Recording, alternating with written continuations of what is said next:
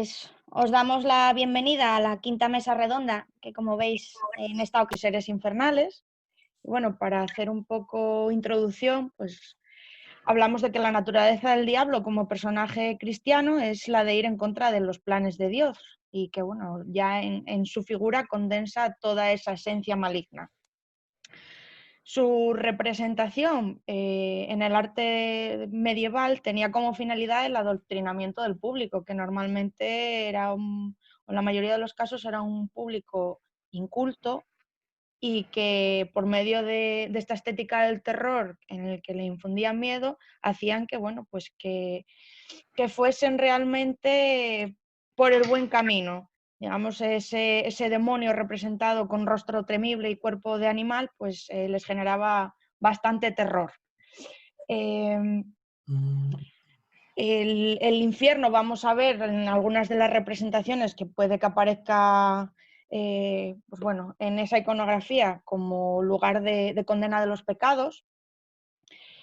Y en las iglesias normalmente ocupaba espacios visibles para advertir a los fieles de esos terrores y penas que les esperaban en el más allá si continuaban como pecadores. En el románico, concretamente, se oponía a ambos espacios por medio de iconografías vivas y orgánicas. Pues, ejemplos claros, como por ejemplo, en un lado tenemos el acogedor seno de Abraham y justo enfrente tendríamos el Leviatán, que también aparecerá. Así que, bueno, con la figura del diablo vamos a empezar y va a empezar Isabel Meillén de Álava medieval con la ermita de San Juan de Amamio. Lo dije bien, ¿eh? Sí, lo has dicho estupendamente. Estupendo. Adelante. Bueno, pues muy buenas tardes a todas y a todos y gracias una vez más por acompañarnos en estas mesas redondas. Gracias también, como no, a las organizadoras. Y yo quería compartiros una pequeña ermita que tenemos en la zona de la Llanada Alavesa. Si la anfitriona me deja compartir Puedes. pantalla. Sí, Todo puedo, ¿no? tuyo. Sí, Vale. sí. Vale, ahí la tenemos. ¿La veis, verdad? Sí. Sí. Bueno, es una ermita de muy reducidas dimensiones, perteneciente a un antiguo despoblado. Hoy en día está entre las localidades de Araya y Albéniz, en el extremo más oriental de la Llanada Alavesa. Y bueno, a simple vista parece que tiene una buenísima conservación, parece que está intacta según la crearon, ¿no? Pero veremos que no es del todo así. Y aquí dentro es donde vamos a ver esa representación de demonios que he seleccionado para esta ocasión, porque bueno, demonios y seres infernales tenemos unos cuantos en Álava, pero me gusta traer el caso de esta ermita porque tenemos una representación bastante curiosa y sobre todo única, con muy poco parangón en nuestro territorio. Esta es un poco la estampa para que veáis dónde está esta ermita, que está prácticamente en mitad de la nada, en un paraje precioso y espectacular. Y es que al otro lado de estas montañas lo que tenemos es la frontera con Guipúzcoa. Y luego, unos poquitos kilómetros más hacia la derecha, lo que nos encontramos es la frontera con Navarra. Entonces vamos a ver cómo esta ermita sí que va cogiendo influencia, sobre todo de la zona de Navarra, para la iconografía de los demonios que os voy a presentar. Hay que decir que es un lugar que está muy en cuesta, lo cual pues ha marcado un poco el destino de esta ermita, porque fue abandonada, se cree más o menos en torno al siglo XIV, la población que había aquí de Amamio, se trasladaron a la zona del valle, que era mucho más fácil para cultivar, a las aldeas vecinas, y lo que ocurrió con esta ermita fue que los pueblos de Araya y Albéniz se encargaron de ella, pero con el tiempo, pues al estar en cuesta, fue cayendo sedimento sobre la zona norte, el muro, y eso hizo que se desestabilizara un poco el edificio. Y a pesar de que cuando se ha catalogado, cuando se ha hablado en otras investigaciones de esta ermita, siempre se ha dicho que estaba intacta, realmente pues, en un análisis que hicimos sobre ella descubrimos que efectivamente no, que había sufrido un derrumbe posiblemente causado por todo ese sedimento que se había ido agolpando en su cara norte, ¿no? Y ha sido una especie de reconstrucción. Hacia el interior, que es donde está la representación que nos interesa, que la tenemos aquí, en este pequeño capitel, ya vemos también la curvatura de las bóvedas que están completamente rehechas, que parece que efectivamente se tuvieron que venir abajo, posiblemente por ese peso constante de la tierra en la zona norte que movió todo el edificio. Y esto es relevante porque esta pieza que tenemos aquí de 2 columnas ha sido erróneamente catalogada hasta la fecha, ¿no? Se solía decir que esto era parte de un arco triunfal que tenía que existir en esta ermita, pero ya veis que realmente pues, una ermita muy pequeñita, no tenía ese arco triunfal. Vemos aquí estos dos pilares sobre los que se asentarían probablemente las bóvedas, y todo esto parece indicar que es un resto realmente de la portada original. De hecho, si nos vamos a la portada, veremos que también está rehecha. Se han aprovechado algunas arquivoltas, se ha reconstruido de forma muy sencilla, pero sospechamos que esa pieza que se ha quedado en el interior, que probablemente los vecinos que hicieron esa reconstrucción pues tuvieron a bien mantener ese resto de portada que se había salvado de ese derrumbe, pues lo dejaron ahí y ha sido confundido y mal catalogado como una entrada, un arco triunfal al presbiterio, cuando creemos que es justo el trocito izquierdo de esa portada de San Juan de Amamio. Y bueno, retomando un poco a esta representación, ya vemos allí que tenemos dos capiteles, uno de ellos de decoración vegetal, y el que nos interesa sería el que aparece esta representación de dos demonios que se están llevando un personaje. No sabemos si femenino o masculino, me inclino a pensar quizá por femenino, por el corte de pelo y también por el tipo de vestido. Y vemos cómo se agarra de algún modo las vestiduras y tenemos a ambos lados, flanqueando esa figura, a dos demonios que están como arrastrando a esa persona y llevándosela hacia los infiernos, ¿no? De una manera bastante expresiva. Aquí vemos un lado del capitel y uno de los demonios que está precisamente agarrando del pelo a esta persona, ¿no? Y sujetándole del brazo. Vemos que los demonios, aquí la representación que han escogido, más que esos seres alados, esos ángeles caídos, ha sido pues más bien una representación animalesca. Una forma, digamos, grotesca de mostrar lo raro, lo diferente, lo distinto, ¿no? Lo que tiene que ver sobre todo con el mundo animal, que ya veremos probablemente algunas representaciones de demonios que tiren un poco por esta línea y otros que vayan más por esos ángeles caídos, ¿no? Pues en este caso, este demonio parece que tiene como un rostro, no sé si de cerdo, de oso, algún tipo de animal. Parece incluso también que tiene como el pelo por el cuerpo. Y luego, sobre todo, fijaros en el detalle de las garras, la parte de abajo, que esas garras están como sosteniéndose o están pisando dos bolas. Eso es un detalle importante porque nos va a servir para ver de dónde viene la influencia de este capitel, que en principio pues es atípico dentro del panorama del románico alavés. Y al otro lado tenemos el otro demonio, en este caso tiene el pelo como pincho hacia arriba, tiene un gesto en la boca peculiar, a modo de burla, que también me imagino que es algo que irá saliendo en la representación demoníaca a lo largo de esta mesa redonda, esos gestos burlones, grotescos, esas muecas que hacen que sean seres pues, desfigurados o diferentes, ¿no? Y aquí también pues, vemos un poco lo mismo, ese pelo curioso y luego esas garras también que nos indican que es un demonio, que están sosteniendo esas bolas, ¿no? Bueno, pues para esta representación, ¿no? Que parece algo tan sencilla la interpretación como, pues eso, se me llevan los demonios, ¿no? Que se suele decir en el lenguaje cotidiano, parece efectivamente se están llevando o están arrastrando a una víctima hacia los infiernos, hacia una tortura, no sabemos muy bien cuál es el pecado que ha podido cometer. Pues esto parece que está todo ello inspirado en la zona de Navarra, porque allí sí que habíamos localizado un ejemplo muy similar en la iglesia de Olleta. Recordemos que esta ermita estaba muy cerquita de la frontera navarra y allí tenemos una representación que es bastante llamativa y muy similar a la que hemos visto en San Juan de Amamio. En este caso se trata de un capitel en el que vemos dos pecadores, es como la misma representación repetida, avaros, los podemos identificar esta vez bien porque llevan esa bolsa del cuello del que le cuelga, pues se supone un saco de monedas. Y a ambos lados vemos también esa serie de demonios que, como os decía, tienen mucho que ver y guardan mucha relación con San Juan de Amamio, sobre todo por la parte de las pezuñas, que ya veis que las garras están sosteniendo también esa serie de bolas que nos indican que podría tratarse o bien de un mismo taller o bien de uno copia del otro. No sabemos en qué sentido y en qué orden, ¿no? Y aquí lo mismo, pues nos encontramos con esos rostros animalescos inspirados en seres de la naturaleza, en este caso para representar lo maligno a través de lo grotesco.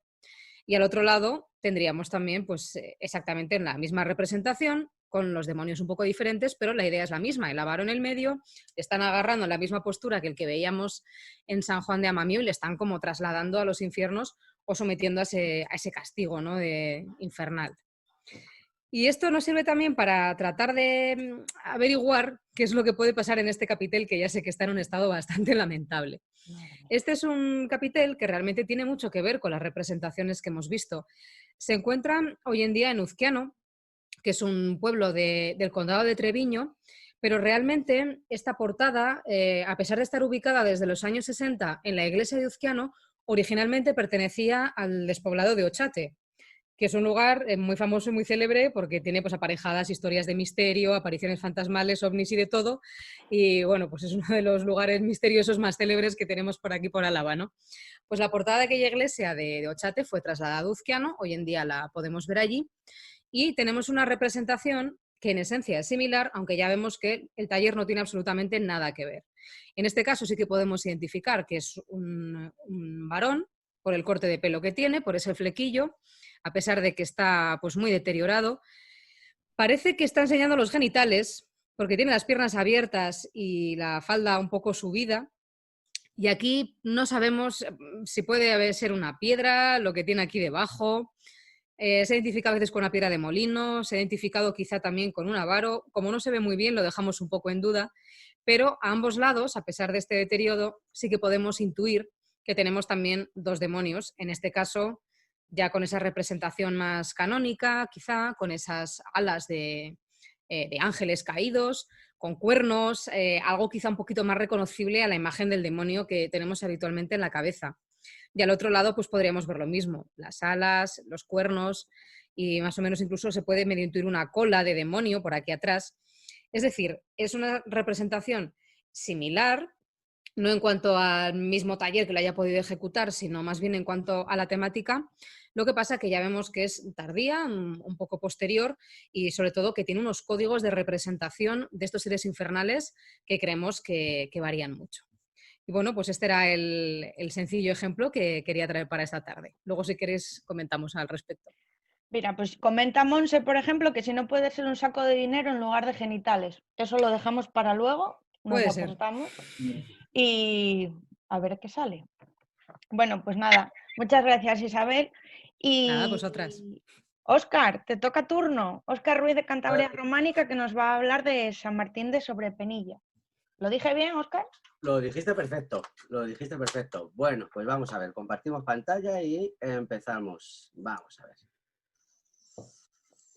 Ahí lo tenemos, ¿lo vemos bien? Sí. Fenomenal.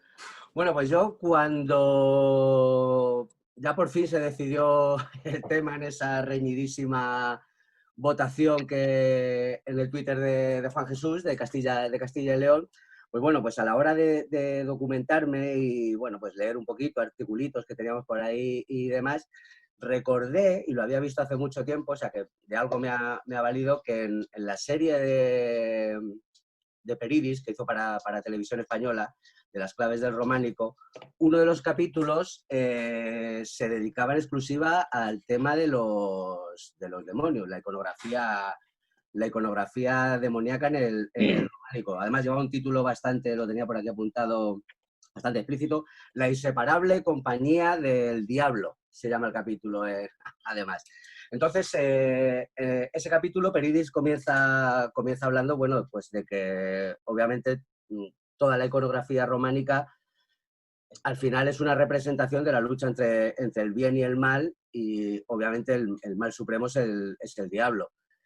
En esas representaciones que al final se trasladan a la piedra en la iconografía románica, la mayoría proceden de miniaturas que se habían reflejado en pergaminos, en miniaturas sobre todo en los beatos. Y comienza, y me vino muy bien acordarme de ese capítulo y volver a verlo, porque comienzan con esta miniatura. Ya sabéis que yo siempre empiezo con una miniatura de los beatos, las charlas. Comienza con esta miniatura del infierno que corresponde al beato de Silos.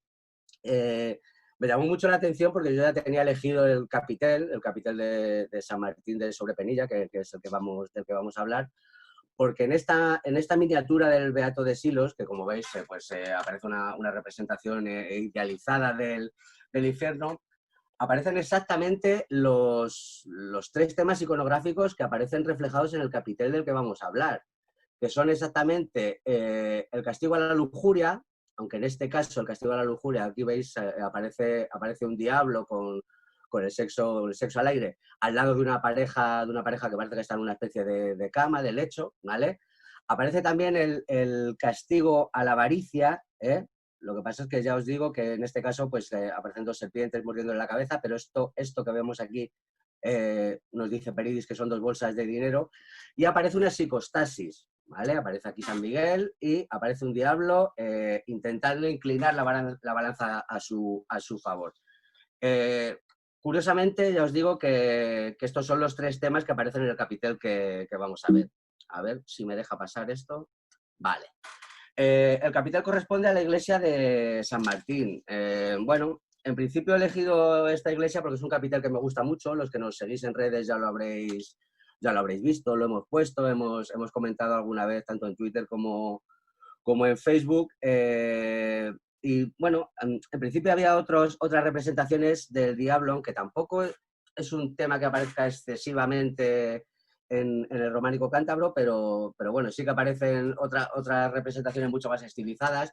Por ejemplo, en Yermo lo podéis ver, incluso seres infernales y demás.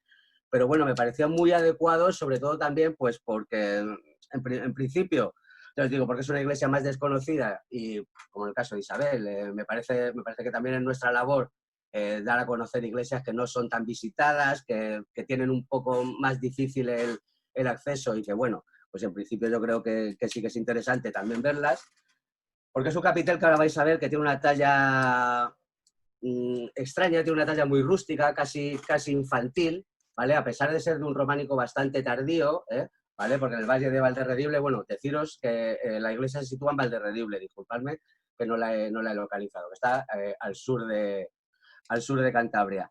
Y ya os digo que sobre todo porque también nos habla de artistas locales, artistas rurales, que al final también tenían su importancia en este románico rural de aldeas pequeñas y que también dejaron su impronta para que nosotros la pudiésemos disfrutar. Entonces, bueno, el capitel, este es el ábside. Bueno, la iglesia, ya os digo, es una iglesia de románico tardío, finales del siglo XII, principios del siglo XIII, típica del Valle de Valderredible, con la cabecera rectangular, de reducidas dimensiones.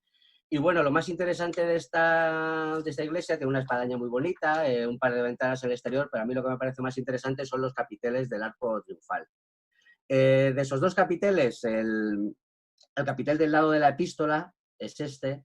Son capiteles bastante voluminosos, además. Sorprende por dos cuestiones. Tienen un volumen bastante grande y aparte tienen un color bastante extraño, la piedra. A la hora de fotografiarlas, es una piedra como muy blanquecina, que parece que no corresponde ni con las columnas ni con los sillares de la iglesia. En algún foro hemos discutido si podían haber sido trasladados de otro sitio, pero me cuesta creer que correspondiesen a otra iglesia. Entonces, el capitel en cuestión es este. En principio os digo que el capitel, en el frontal, el lateral izquierdo y el lateral derecho, aparecen tres escenas. En esas tres escenas nos aparecen dos demonios, ¿vale? Pero son las tres escenas que hemos visto exactamente en la miniatura del Beato con la que se abría ese capítulo del documental de Peridis. En el frontal podemos ver una escena muy reconocible, muy típica del románico, que es la escena de la psicostasis, el pesaje de las almas. En este caso, ya os digo que la talla es muy rústica, pero creo que se puede distinguir bastante bien, como nos comentaba Isabel, además. En este caso no son diablos idealizados, no son diablos alados, que tengan rasgos reconocibles como otros de una artesanía un poco más cultivada. Son diablos bastante antropomorfos, que se pueden distinguir sobre todo por la escena, ¿vale? En este caso ya vemos aquí a un lado a San Miguel y a otro lado al diablo intentando inclinar la balanza hacia su lado, y sobre todo porque los rasgos están como un poco bestializados. Es decir, al final la dicotomía del bien y el mal, en estos casos, el artista, el cantero en este caso, pues la intentaba diferenciar pues, con rasgos un poco horripilantes, rasgos bestializados, que al final es lo que indica la maldad del personaje. ¿vale? En este caso, bueno, como os decía, una talla muy rústica, como veis aquí el faldellín de San Miguel, bueno, pues las arrugas del faldellín son tres simples líneas verticales. Y es muy curioso este personaje, he estado intentando documentarme un poco más, pero no he llegado a ninguna conclusión. Es el perro famélico. No sé si Augusto o alguien lo dejamos ahí para la charla final. Es cierto que en la psicostasis aparecen, y lo he visto en varias ocasiones, perros famélicos abajo. De lo que he leído, y luego si queréis en el debate lo planteamos, pues si hay alguien que nos pueda aportar un poco de luz, que lo que se quería manifestar era como que al final, los restos al final pues son devorados, la carne mortal al final no vale para nada, y lo que hay que hacer es cultivar el alma, y en esa dicotomía de la balanza hacia el bien o hacia el mal, y el perro abajo recogiendo los restos mortales. No sé si será acertada esa interpretación o no, pero sí que es verdad que en este caso, aunque está un poquito desgastado el capitel, se aprecia bastante bien la figura del perro famélico. Como veis aquí, un cuerpo bastante alargado, bastante flaco, con la cabeza aquí y justo debajo de la balanza del alma, con lo cual puede ser una interpretación, pero bueno, lo dejamos para el debate. Como veis aquí, bueno, esto es un detalle, agradecer, antes de que se me pase, a mi compañero de fatigas por el románico cántabro, Andrés Serna, que me ha dejado estas fotos, que de los detalles, bastante mejor fotógrafo que yo. Como veis aquí, bueno, pues San Miguel sujeta la balanza, en la balanza parece que aquí, aunque se ve bastante mal, hay una cabeza que puede interpretarse como el alma que el diablo, que como veis aquí, apoya sus manos en la balanza para llevarla a su lado, se quiere llevar, y bueno, sobre todo que se aprecia un poquito más en un primer plano lo tosco de la talla, que nos habla de una artesanía rural que en el valle pues también funcionaba y que interpretaba a su forma las mismas escenas que interpretaban pues canteros más especialistas. ¿De acuerdo? El lado izquierdo nos representa uno de los pecados más representados en la iconografía románica, que es la lujuria, en este caso con la mujer mordiendo en los pechos la serpiente. Se ve aquí, ¿vale?, parte del cuerpo del diablo que aparece en el frontal, inclinando la balanza hacia su lado. Y es muy interesante el detalle, que os deis cuenta de que ese diablo se ha aprovechado un poquito la figura, por eso os digo, aparecen tres lados, pero dos diablos. Y la figura del diablo que aparece en el frontal también interactúa con el lateral, porque esto que veis aquí es una figura femenina. La foto es un poco mala, ya os pido disculpas a todos, y le está pisando la cabeza, es decir, como reteniendo, ¿vale?, a una condenada precisamente por el pecado que aparece aquí, que es el pecado de la lujuria, ¿de acuerdo? Y en el otro lateral, pues el otro pecado más representado en el románico, que ya os digo que también aparecía en esa miniatura del Beato de Silos que nos aportaba Peris en el documental de las claves del románico, que es el pecado de la avaricia. Coincide un poco con lo que nos mostraba Isabel, y supongo que durante la charla aparecerá alguno más, porque es una imagen muy reiterativa durante los siglos románicos. La figura del avaro, en este caso, con la bolsa de dinero colgada al cuello, agarrando la bolsa de dinero, y un diablo, como les comentaba Isabel, es que es muy coincidente, muy antropomorfo. Si no estuviese dentro de esta escena, no sabríamos interpretar si es un diablo o es una persona. La cara bastante bestializada, parece que aparece aquí una especie de barba, y dos detalles: está intentando sellarle la boca, ¿de acuerdo? Y García Guinea interpretaba esta mano, creo que tengo por aquí un primer plano un poquito mejor, aquí lo vemos.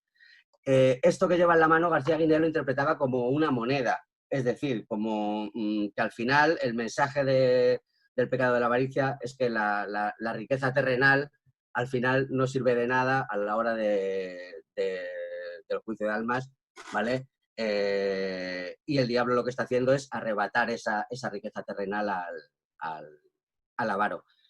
Un detalle importante también en esta foto que nos mandaba Andrés, que sería otra forma de identificar como un diablo a este personaje, independientemente de la escena, es que como veis aquí los pies son pies con 3 dedos, son pies bastante bestializados, ¿vale?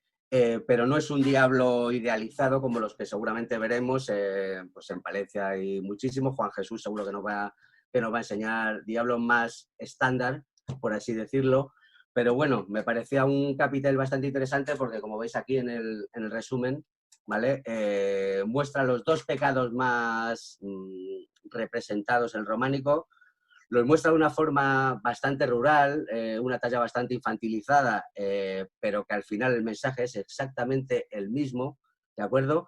Y bueno, al final creo que es un resumen bastante interesante de 3 pecados y de, sobre todo, la escena frontal, que al final en el pesaje de las almas, bueno, el diablo intentando llevar la balanza a su favor y bueno, dejo para el debate esta curiosidad del perro famélico que aparece ahí abajo, que yo personalmente tampoco sé interpretar muy bien y espero que alguien pues quiera participar y nos abra un poco de la luz, nos abra un poco los ojos. ¿De acuerdo?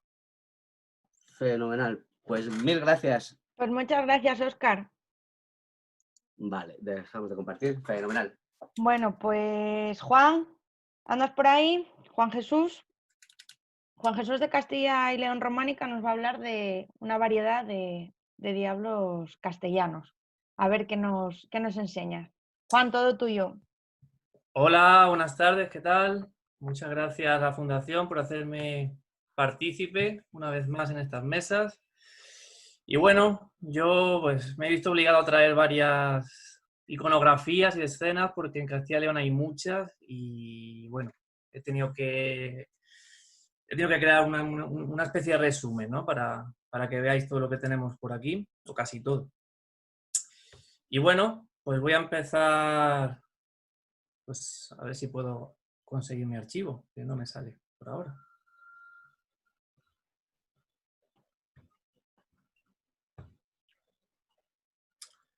Pues no tengo acceso a mi escritorio ahora mismo, la verdad. Uy.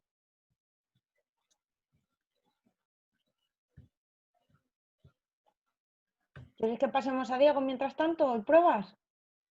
Sí, porque no tengo acceso a mi escritorio. la Vale, verdad. pues nada, vamos con Diego. Diego, ¿estás por ahí? Diego Rubio, de Arte Viajero. Estoy por Que aquí. también nos va a hablar de una selección de diablos, pero en este caso nos vamos a Francia con Diego. Así que todo tuyo. Voy a compartir pantalla. ¿Podéis verla? Todavía no. Espera un poquitín, a ver. De momento no.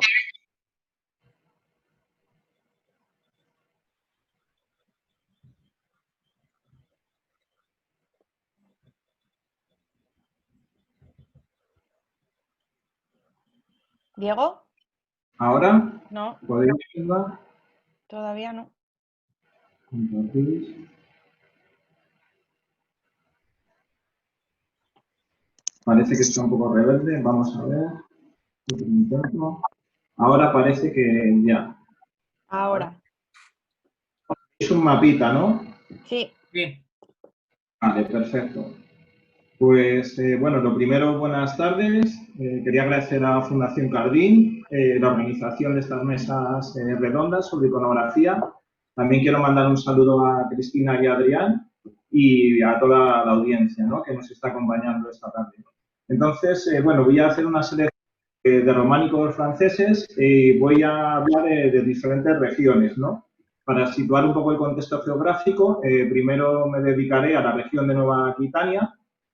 Bueno, recordaros que hace poco han cambiado los nombres de las regiones y voy a hacer los nombres actuales, ¿no? Tendríamos en la parte suroccidental Nueva Aquitania, luego vamos a entrar en la región de Occitania, a continuación lo haremos en Auvernia y vamos a finalizar la exposición en Borgoña.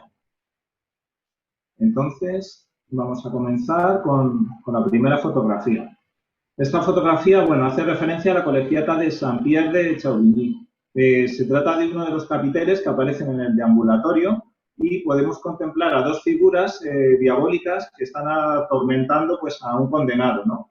El condenado aparece en la figura central del capitel, pero se trata del mismo condenado en cada extremo del capitel, ¿no? Hay una figura exactamente igual en el lado izquierdo. Entonces, bueno, lo que viene a relatar este capitel es que esta persona teme porque no aparezca o sea, que teme que no sea uno de los elegidos que vayan a salvarse, ya que, bueno, si nos fijamos, porta un libro, este es el libro de la vida, del que nos habla el Apocalipsis, y tiene ese temor, ¿no?, a no aparecer en dicho libro. A continuación, bueno, tenemos un detalle de las pinturas de la abadía de Saint-Sabin-sur-Ardon. Esta abadía atesora las pinturas más emblemáticas del románico de Francia, ¿no? Es como ellos lo dicen, que es la capilla Sixtina de la pintura románica, como nosotros bueno, hacemos lo propio con la Colegiata de San Isidoro de León, con las pinturas de Jaca, del Museo Nacional de Arte de Cataluña o incluso las de Álava, que son maravillosas. Aquí, bueno, tendríamos a la bestia del Apocalipsis, o al dragón del Apocalipsis, que, bueno, que según nos comenta el libro, surgiría a los 1000 años de la muerte de Jesucristo, ¿no? Es una figura espeluznante. Seguimos en Nueva Aquitania, también en el norte de la región, y ahora estamos en la iglesia de San Nicolás de Cibré. Aquí tenemos una representación de Caín que está dando muerte a su hermano Abel, ¿no? Si nos fijamos en la parte de izquierda de Caín, contemplamos al diablo, ¿no? Que parece que, bueno, que está asesorando por el mal camino a Caín. Continuamos en la región de Nueva Aquitania, vamos descendiendo hacia el sur y ahora estamos en la iglesia de San Román de Esmelle. Aquí tenemos, bueno, lo que se ha llamado como el glotón, ¿no? Es una figura que aparece, está muy presente en el norte también de España. Tenemos ejemplos en Asturias, en Santa María de Oliva, tenemos ejemplos en Cantabria, en la célebre alquería cegada de Piasca, la Colegiata Castañeda, Rebolledo de la Torre. Y en Francia también lo encontramos por doquier, ¿no?, como se suele decir. Esta figura aparece en la fachada meridional de esta pequeña iglesia y esto, bueno, puede ser interpretado como la blasfemia o como la amenaza del mal a los pilares de la iglesia, ¿no?, puesto que está devorando, pues, una columna. Este capitel, bueno, es de la iglesia que comenté en la anterior ocasión. Se trata de la iglesia de Saint-Pierre de la Tour de Unay. Y si nos fijamos en la parte derecha de la composición, pues contemplamos a dos figuras maléficas que están atormentando a un anciano, ¿no? Se trata de un anciano de barba bífida, aunque, bueno, si nos fijamos, la barba no es bífida, parece que tiene 4 largos mechones. Y estas dos figuras, bueno, le están atormentando. Y he leído, bueno, bastante sobre esta iconografía, pero no me decanto, ¿no?, por alguna posición. O sea, puede hacer referencia a la soberbia, también puede hacer referencia a la ira, también he leído, puede también tratarse de un onanista, también podría ser un guiño a la homosexualidad, pero bueno, no me decanto por ninguna de ellas y esto lo dejaría para el chat, ¿no?, para luego el debate. Vamos descendiendo por la región de Nueva Aquitania, estamos en una abadía preciosa, la abadía de Sablon-Sur. Es una abadía, bueno, construida por el duque Guillermo X de Aquitania y aquí, bueno, no está bien conservada la escena, pero bueno, es una psicostasis. Tenemos ahora el Arcángel San Miguel y aquí tenemos, bueno, la representación del diablo. Ya estamos en el sur de Nueva Aquitania, hemos entrado en la ciudad de Burdeos, concretamente ahora mismo nos encontramos en el Museo de Aquitania. Es un museo, bueno, espléndido, es increíble la colección de arte tanto romano como medieval que atesora y aquí, bueno, según pudimos contemplar en el cartel, es una versión del pecado de la lujuria, ¿no? Aquí, bueno, pues la típica figura de reptil, pues en este caso adopta una figura más humana, ¿no? Y aquí está la figura femenina que sería la protagonista, ¿no?, de este pecado. Ya estamos casi en el extremo sur de la región de Nueva Aquitania, estamos en el departamento de los Pirineos Atlánticos, muy cerca de la frontera hispano-francesa. Tenemos un capitel en el que narra la tentación del diablo hacia Eva. Es un capitel que, bueno, la policromía es un criterio de restauración que han tenido en Francia en el siglo XIX, historicista. La policromía no sería original. Luego, bueno, ya hemos abandonado la región de Nueva Aquitania, estamos en Occitania, concretamente en el departamento de Lot, estamos en la abadía de Souillac. Aquí hay una escena muy curiosa, se trata del pacto del diablo que establece el monje Teófilo con el diablo, ¿no? El monje Teófilo, pues bueno, es una persona pues que quería ascender, que quería medrar, quería tener éxito. Se sabe que, bueno, que pactó con el diablo, no tenía una buena amistad con el obispo de su diócesis y, bueno, se decantó por el mal. Recordar que, bueno, estas esculturas podrían pertenecer a posiblemente la portada más espléndida de todo el románico de Francia, ¿no? Aquí la Revolución Francesa hizo mella con estas figuras y restauraciones posteriores tuvieron que recolocar todas estas esculturas en el interior de la iglesia.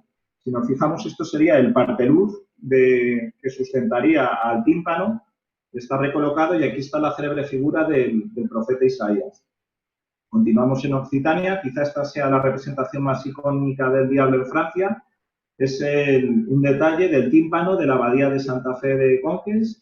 Es concretamente, el tímpano relata el juicio final y aquí, bueno, representan el castigo de los pecados pues, de la avaricia, de la lujuria, la soberbia, la envidia. Tenemos a todo tipo de seres maléficos en plena actividad.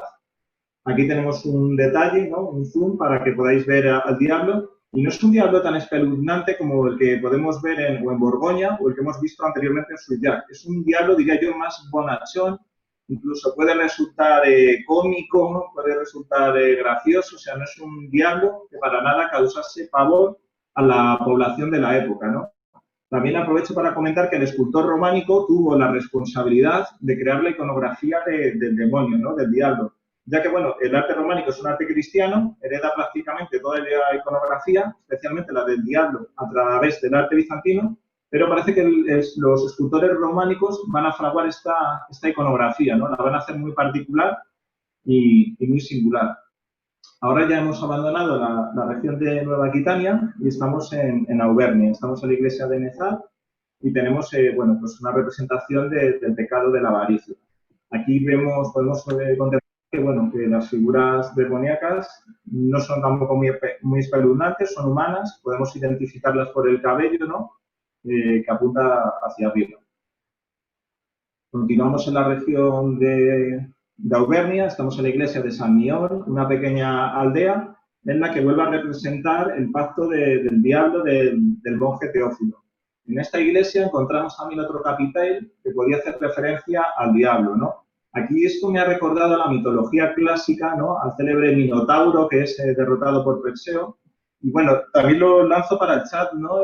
La pregunta, ¿no? Que si podía ser un Minotauro, podría estar ese pozo, ¿no? Ese resabio de la escultura clásica, o bien podría ser el diablo.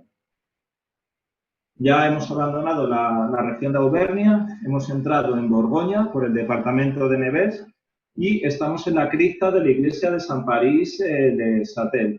Aquí tenemos a otro ávaro, ¿no? Lo único que no tiene la bolsa que pende del cuello, ¿no? Está portando las dos bolsas con el dinero y aquí el diablo, bueno, ha adoptado una forma de serpiente, ¿no? No tendría figura antropomorfa. Vamos a descender por el sur, dentro de la región de Borgoña. Estamos en el departamento de Loira. Esto es la abadía de Saint-Brieuc y aquí tenía una duda, ¿no? Bueno, en el cartel, cuando estamos visitando esta abadía, pues bueno, había una representación entre el bien y el mal, ¿no?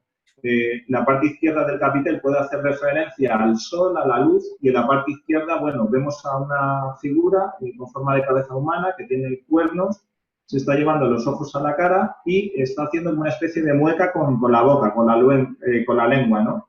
Como decía anteriormente Isabel, pues aparecen muchas muecas, muchos gestos grotescos de las figuras demoníacas. Puede ser el diablo, pero bueno, lo dejo también un poco en el aire. Ya estamos en una de las concentraciones más espléndidas de la escultura francesa borgoñona. Estamos en la iglesia de San Hilario de Semur. Y aquí, bueno, estamos en la portada occidental, concretamente en la parte derecha del dintel.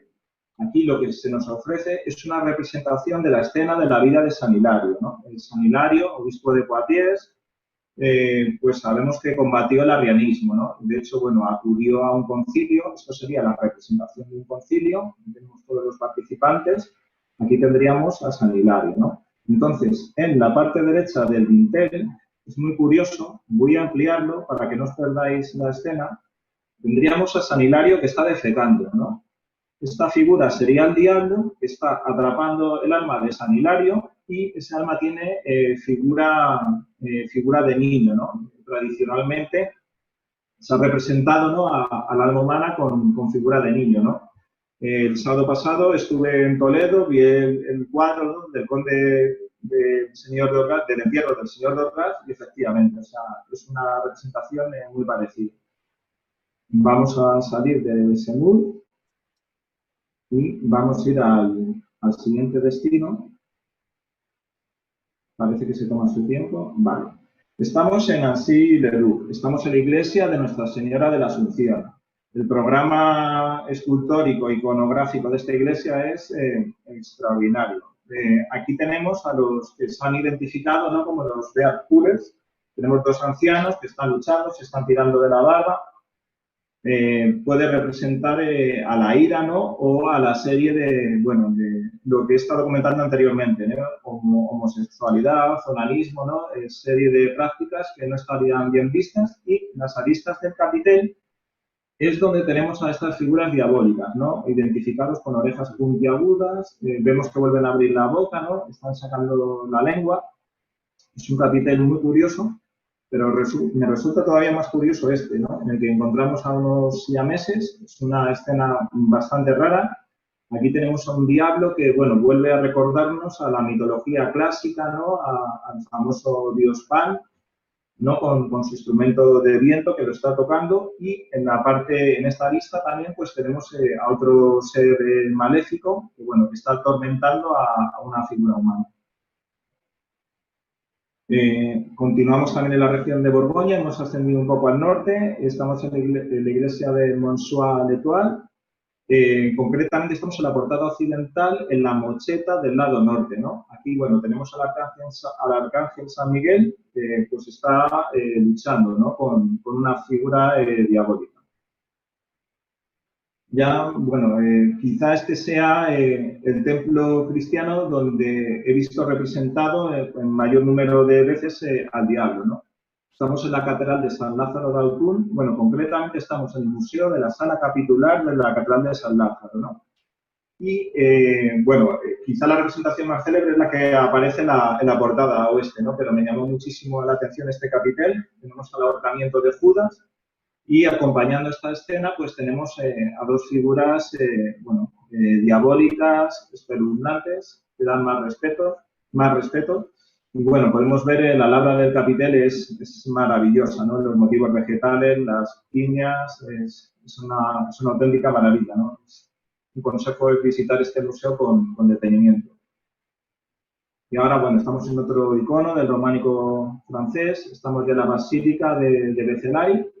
Y aquí hay una iconografía muy bonita, ¿no? Tenemos a Moisés, que está portando las tablas de la ley, tenemos al becerro de oro, encima de él tenemos a un demonio, y en la parte derecha del capitel, bueno, tenemos a un individuo que va a hacer un sacrificio en honor a dicho becerro de oro.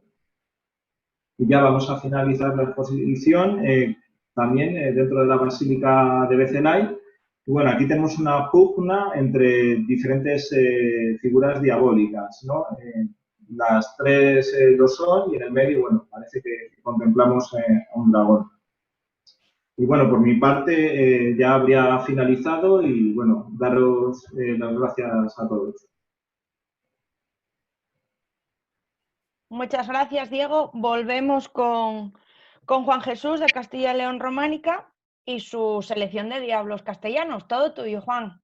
Bueno, perdonad por lo de antes, pero ya lo... Fallos técnicos por hablar del diablo, ya lo dijimos. Está presente en todos lados. Bueno, vamos a empezar con esta iconografía tan exclusiva del románico de España. Porque esta escena no se ha plasmado fuera de aquí. Es la presencia del diablo en la matanza de los inocentes. Concretamente, aconsejando a Herodes a llevar a cabo la matanza, ¿no?, de los inocentes. Como digo, es exclusiva de románico hispano, y luego dentro de España hay casos hay muy poquitos. Hay un foco en Soria, un foco principal, y luego hay, que yo sepa, una iglesia en Tudela, la iglesia de la Magdalena en Tudela, en Navarra. Se Juan, piensa que de Soria... ¿puedes ponerlo en pantalla completa? Ahora va a ver. Lo tengo en pantalla completa, ¿no? No nos deja verlo. No. Si puedes, si no, no pasa nada, lo vemos bien igual. ¿Qué es lo que no veis? No, era porque apareciera en grande y lo pudieras... Sí, tengo otra imagen con la escena más cerca de Herodes. Es porque veáis. Pero esto se ve bien, ¿no? Esta escena. Sí, estupendo. Vale. Bueno, pues eso, que hubo un foco en Soria, y de ahí se piensa que se relaciona, el de Navarra se piensa que el origen fue en Soria, ¿no? En Soria hay 3 representaciones, una en Segovia y otra en Navarra, en Tudela. Entonces, bueno, como veis, vemos en la izquierda al rey Herodes y al lado el demonio. Venga, voy a poner la siguiente, que se ve mejor. Fijaos cómo está al oído, pues incitándole, ¿no?, a llevar a cabo la degollación de los niños. El rey, pues, coronado con la espada, mesándose las barbas, que ya eso tiene una connotación negativa, lo de mesarse las barbas.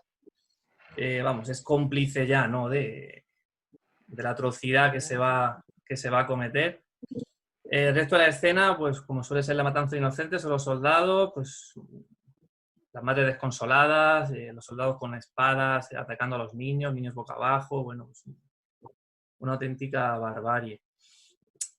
Como pasa con otras iconografías, para conocerlas hay que remontarse a los textos, ¿no?, bíblicos. Solo hay 2 textos que nos hablan de la presencia de Satán en la matanza de los inocentes. Son 2 apócrifos, la historia copta de José el Carpintero y la historia árabe de José el Carpintero, que está redactado como en primera persona, como si fuera Jesús. Os voy a decir lo que dice en concreto. La historia copta dice: y Satán dio un consejo a Herodes el Grande, y así él me buscó para matarme, imaginando que mi reino era de este mundo. Y la historia árabe es prácticamente lo mismo. Y he aquí que Satán corrió a advertir a Herodes el Grande, y Herodes ordenó que me buscasen, pensando que mi reino era de este mundo.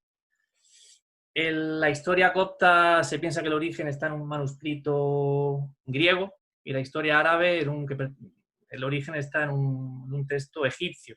Pero son muy parecidos, y hay quien dice que el fondo es el mismo origen. Algún manuscrito del siglo IV o V, no está claro, ¿no? Son los únicos 2 textos donde se habla de Satán en la escena de la matanza de los inocentes. Esta está en el monasterio de San Juan de Duero, famoso Arcos de San Juan de Duero, el claustro, pero que luego si entramos a la iglesia, pues os sorprenderá los capiteles que hay. Vamos a ver otra escena de Soria, que es la de Santo Domingo de Soria. Se piensa que este es el foco principal. No hay tampoco unanimidad sobre la datación, no está muy claro. Es parecido, Herodes coronado, mesándose las barbas, y el demonio ha pegado a su orejita, pues mal aconsejándole, ¿no? La otra escena de Soria es en la sala capitular de la Catedral del Burgo de Osma, que no tengo foto, están prohibidas hacer fotos dentro, y bueno, no la tengo, y que sepáis que es el tercer ejemplo de Soria. San Juan de Duero, Santo Domingo de Soria y Burgo de Osma. La escena de Burgo de Osma se piensa que influyó en la de Segovia, que es la otra que tenemos en Castilla y León, en la Anguilla. Os lo voy a acercar, se ve mal por el desgaste, pero espero que lo podáis, os voy a ir diciendo. Bueno, veis a Herodes sentado, al lado de la cabeza veis, hay un demonio ya, tirándole como del pelo. Imagino que si lo veis. En el otro lado hay otro demonio pegado a su oreja que apoya la garra en el hombro, al lado, y debajo de ese hay otro. O sea, hay 3 demonios. En los otros 2 ejemplos de Soria solo hay uno. En este, como en Burgo de Osma, hay 3. Esta escena ha costado interpretarla como el demonio aconsejando a Herodes, porque uno no parece coronado, que bueno, pues puede pasar, ¿no? Pero luego fijaros en la bolsa. ¿Veis la bolsa que le cuelga? La típica bolsa del avaro. Y bueno, se ha interpretado como que fue un pecado de avaricia también, el acto de Herodes, pues su codicia por mantener el trono, ese peligro que vio porque un niño, el nuevo rey de los judíos, pudiera arrebatarle el trono, le llevó a un acto de avaricia y dar la orden de matar a los niños, ¿no? Esa es la interpretación que se ha dado a esa bolsa que le cuelga, que es la típica bolsa del avaro, ¿no? También justo a Herodes hay una escena que ayudó a identificarla como el demonio mal aconsejando a Herodes. Justo al lado, aunque aquí no se vea, hay una escena de las madres suicidándose, envenenándose ante la muerte de los niños. Pues esta es la escena de la anguilla, Segovia, con esa particularidad de la bolsa del ávaro. Por tanto, tenemos la de la anguilla, 2 en Soria, o sea, 3 en Soria y la de Navarra. Vamos a pasar de iconografía. Aquí tenemos otra escena exclusiva. Esto se ha interpretado como un pecado, como un castigo al blasfemo.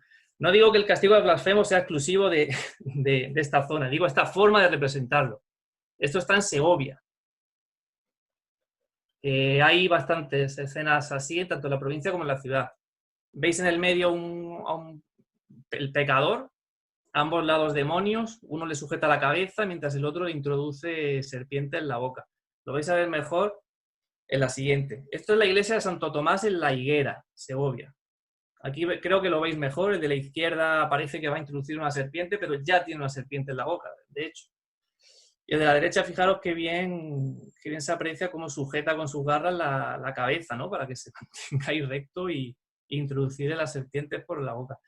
Yo esta escena solo la he visto en Segovia, ¿eh? Como digo, en bastantes, a lo mejor hay 10 representaciones entre la provincia y la ciudad. Esta es la que mejor creo que se puedan apreciar los demonios.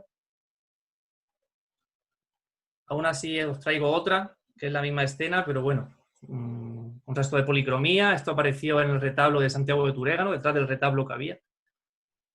Y pues aquí también lo veis perfectamente. Aquí sí que está ya él introduciéndole la serpiente. Antes tenía ya una, aquí sí que la está introduciendo ya en la boca del blasfemo. La blasfemia fue un pecado también representado. Yo creo que más la lujuria y la avaricia, pero la blasfemia también es un pecado. Los textos bíblicos ya se considera pecado.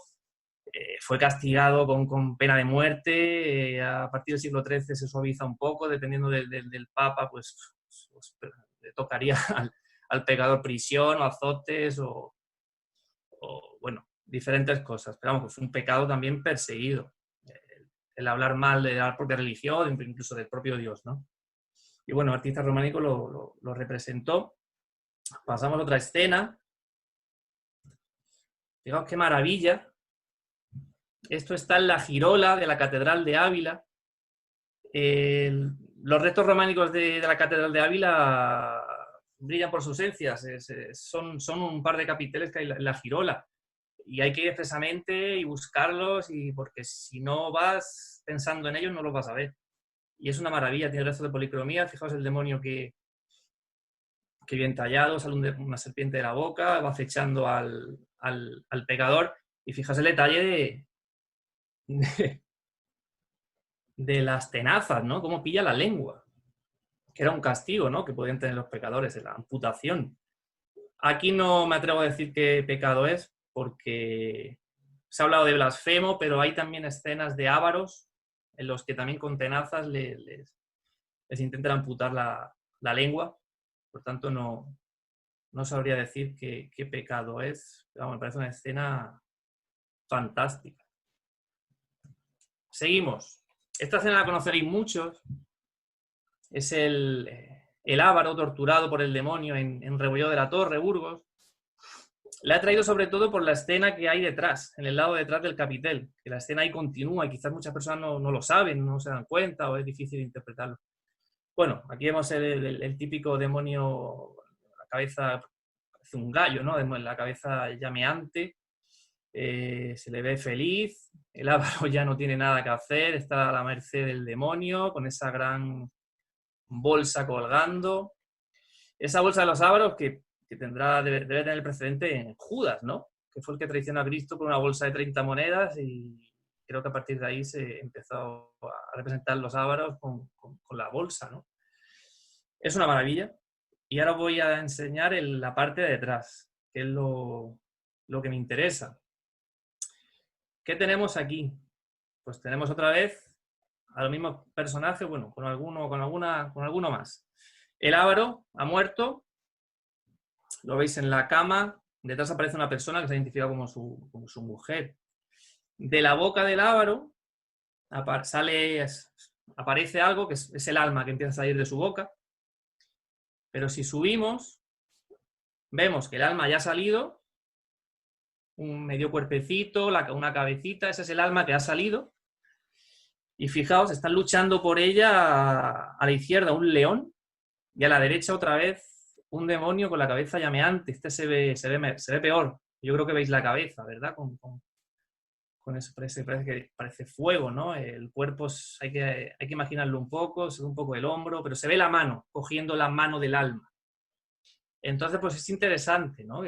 Cómo acaba luego el Ávaro, el demonio lo castiga, pero una vez muerto también va a querer luchar por coger su alma y luchar en este caso, contra un león. Nos recuerda el pesaje de las almas, ¿no? Lo que también lucha contra el arcángel San Miguel, aquí pues lucha contra un león. Y a propósito del tema de los demonios llevándose las almas, traigo otra escena difícil de ver, pero interpretar, pero lo voy a explicar con detalle. Es la parábola del rico Pulón y el pobre Lázaro, que nos ha llegado hasta nosotros por el Evangelio de Lucas. El rico Pulón pues celebraba banquetes, no faltaba la comida, la bebida, y el pobre Lázaro iba a pedirle comida lleno de llagas, los perros le lamían las llagas, en fin, mueren los dos, y esta es la escena que os enseño. El distinto de destino de cada uno. Fijaos primero a la derecha, Lázaro tumbado, semidesnudo, tumbado en una piedra o en el suelo, vamos. Y arriba los dos angelitos que se llevan su alma, ¿no? Entre lienzos. Y fijaos a la izquierda, el pobre Pulón, el rico Pulón, perdón, la diferencia, ¿no? El ropaje de la cama, fijaos qué diferencia. Y lo que le espera, ¿no? Fijaos arriba, espero que lo veáis, como a la altura de los pies encima, hay un demonio con garras, se ve la parte de las piernas velludas, con un brazo parece, pues va arrastrando, no sé, una cuerda, algún soporte para llevarse el alma de el rico Pulón, que es la imagen que hay detrás. Hay un cuerpecito, ese es el rico Pulón, el alma, y el demonio que se la lleva, castigándolo pues, por su vida, pues pecaminosa, pero bueno, también un poco de avaricia, ¿no? El rico Pulón. Pues me parece interesante la escena, ¿no? Que no es muy frecuente en el románico esta parábola. Vamos a seguir. Esto también me parece espectacular. Esta es la disposición que hay en la iglesia, San Millán Obispo. Bueno, perdón, la palabra del rico Pulón, el pobre Lázaro, es en la catedral en la Basílica de San Vicente de Ávila, en la fachada oeste. Estamos en la portada de la iglesia de San Millán Obispo, de San Millán de Lara, Burgos. Aquí vemos al demonio presente en la escena de la degollación de Juan el Bautista.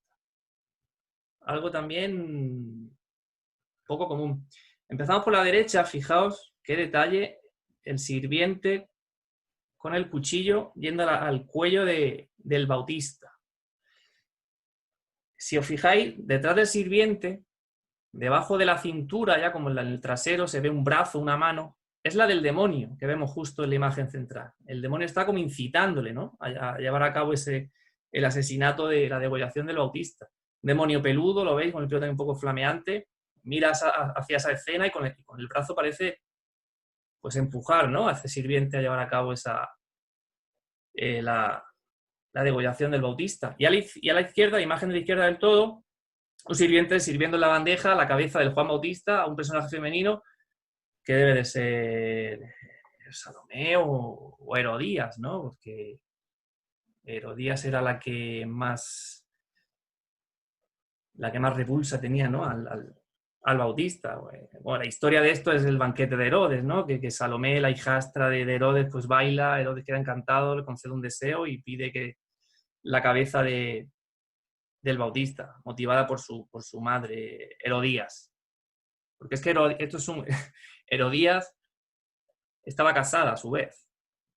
Y estaba liada también con Herodes, ¿no? Estaba casada con el hermano de Herodes, ¿no? Entonces Juan el Bautista pues siempre criticó esta acción y, bueno, acabó en prisión y acabó pues degollado, ¿no?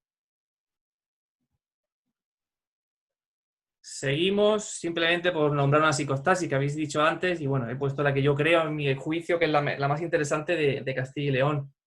Está en Fuentidueña, iglesia de San Miguel de Fuentidueña, en Segovia. Creo que es la mejor conservada, la más completa. Vemos a San Miguel a la izquierda con la balanza. Fijaos un demonio subiéndose, intentando bajar esa balanza, ¿verdad? Ese platillo para conseguir más almas. Debajo tiene ayuda, un par de demonios. En fin, es una escena maravillosa, sobre todo la otra cara que os voy a enseñar ahora, la cara que se ve a la derecha. Aquí vemos lo típico, ¿no? El pesaje de las almas, con el demonio haciendo trampa. Pero en la siguiente, fijaos todas las almas que ya han conseguido y que han metido en un caldero,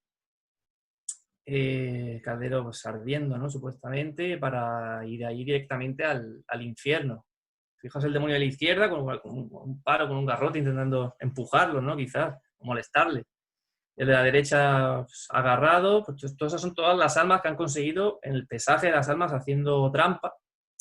Y arriba, fijaos, esa cabeza tan grande, demoníaca, arriba la veis, fijaos, con esa oreja puntiaguda, esos cuernos, con las fauces abiertas, creo que es el Leviatán, una manera de representar al Leviatán que les espera a las puertas del infierno, ¿no? A todas esas almas que hay en el caldero. Si os fijáis, también parece que baja una soga de la boca del Leviatán y está cogiendo justo la cabeza de uno de esas almas.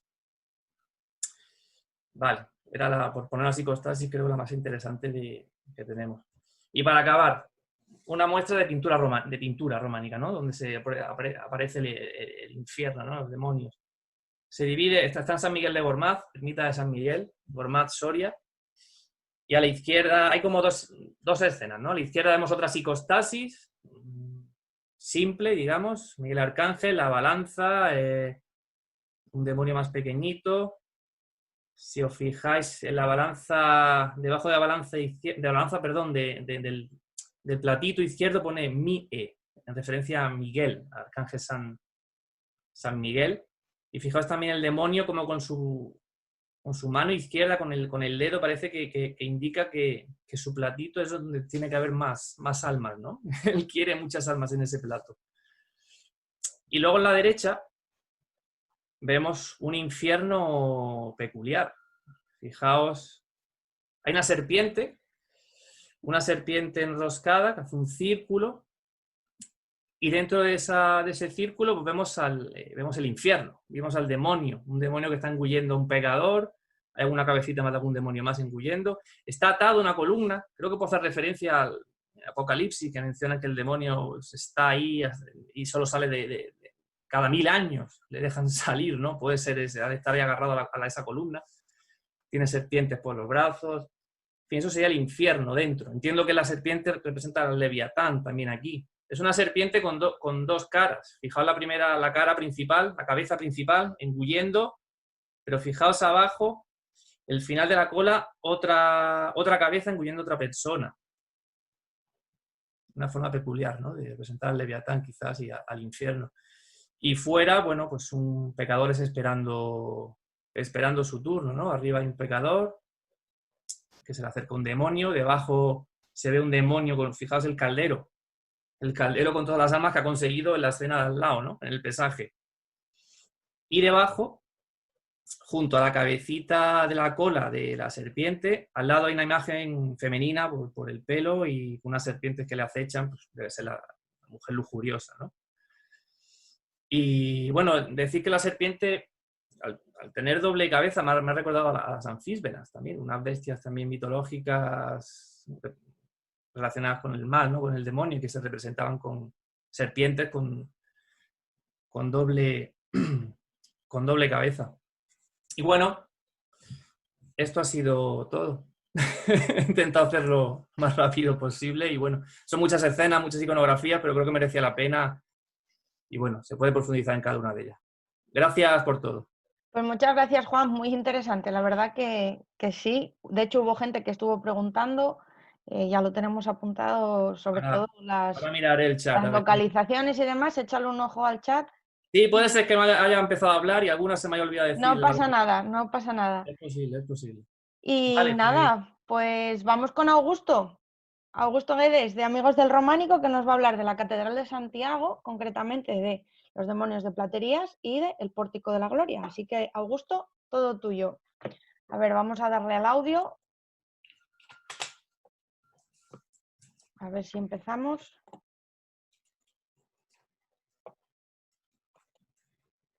No consigo que... Ahora. Ahora Estupendo, parece. ahora te oímos, Bien. Augusto. Vale, vamos a... ¿Por qué no me dejas? A ver aquí. Directamente. Ah, sí. Bueno, a mí me interesaba, antes de empezar directamente con la Catedral de Santiago, dar un enfoque, bueno, pues para que podamos ver un poquitín cómo era la sociedad en este momento. Y entonces utilizo, en este caso, el tímpano de Conques, que me viene muy bien, para poder diferenciar precisamente cómo es esta sociedad. Para la sociedad medieval de los siglos XI y XII, lo interesante es el orden. Por lo tanto, es una sociedad estamentada. Para ellos el cielo es el orden. El infierno, evidentemente, es el desorden, el caos.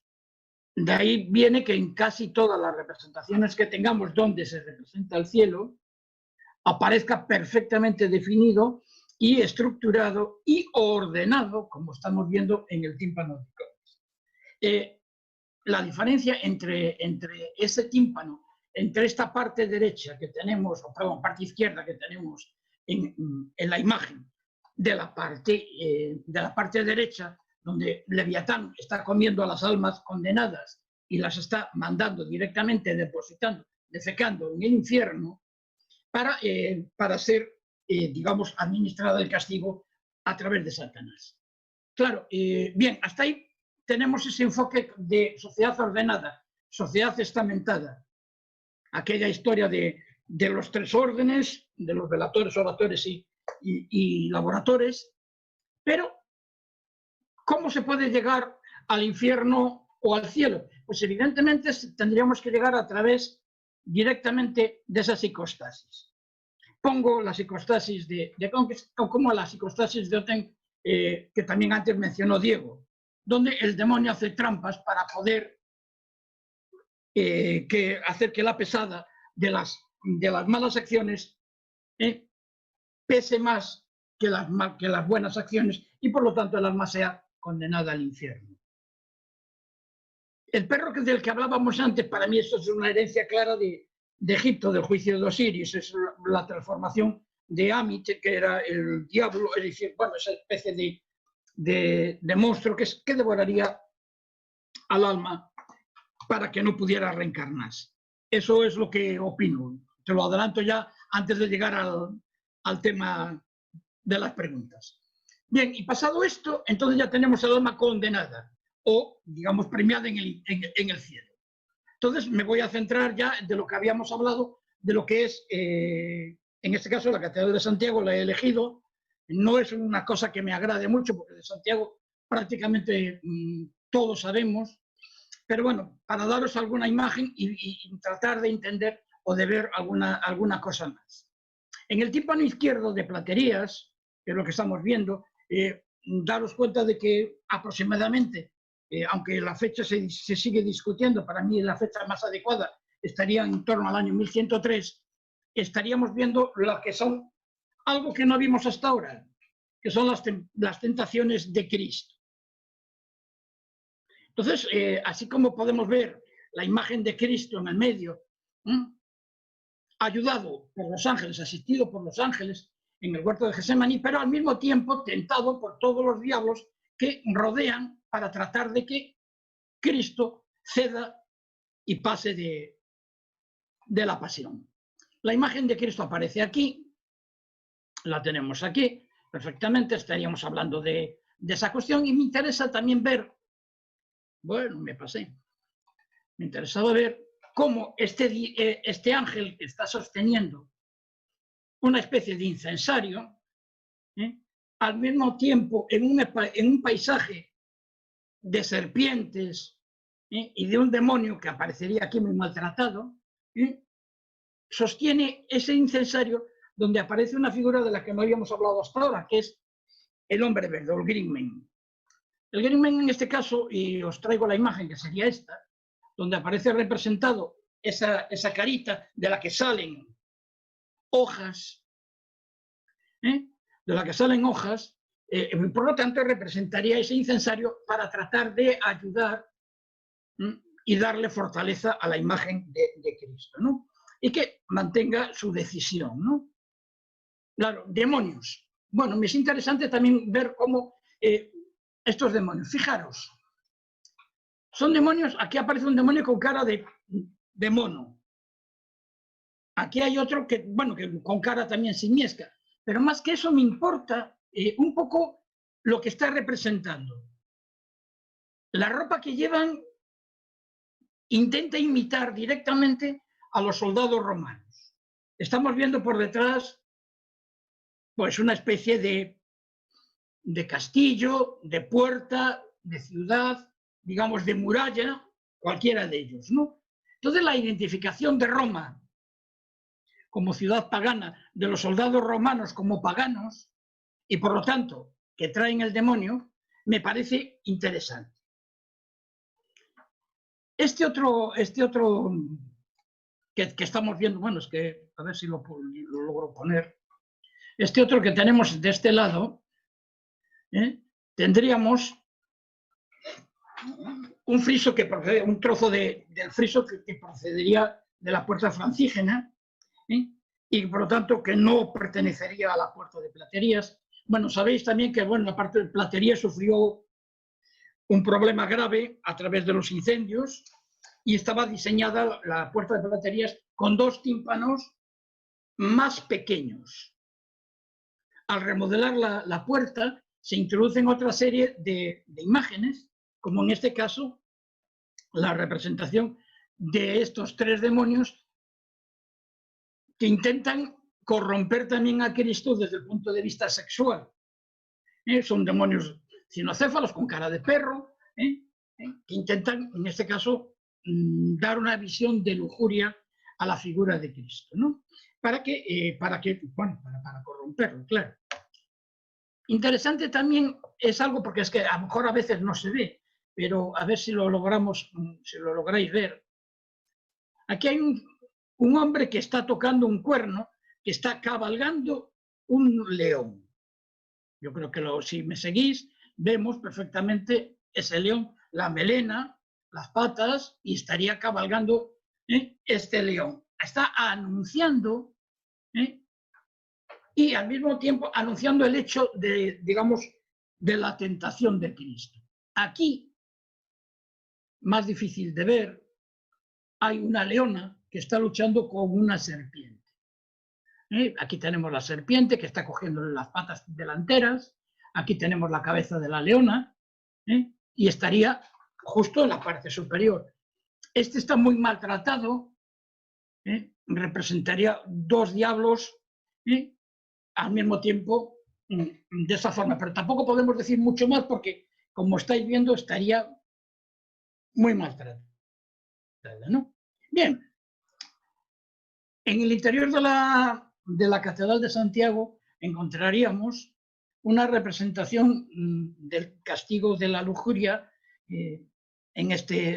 de la lujuria femenina, con estos sapos que están mordiendo los pechos de la mujer, o este otro, ¿no?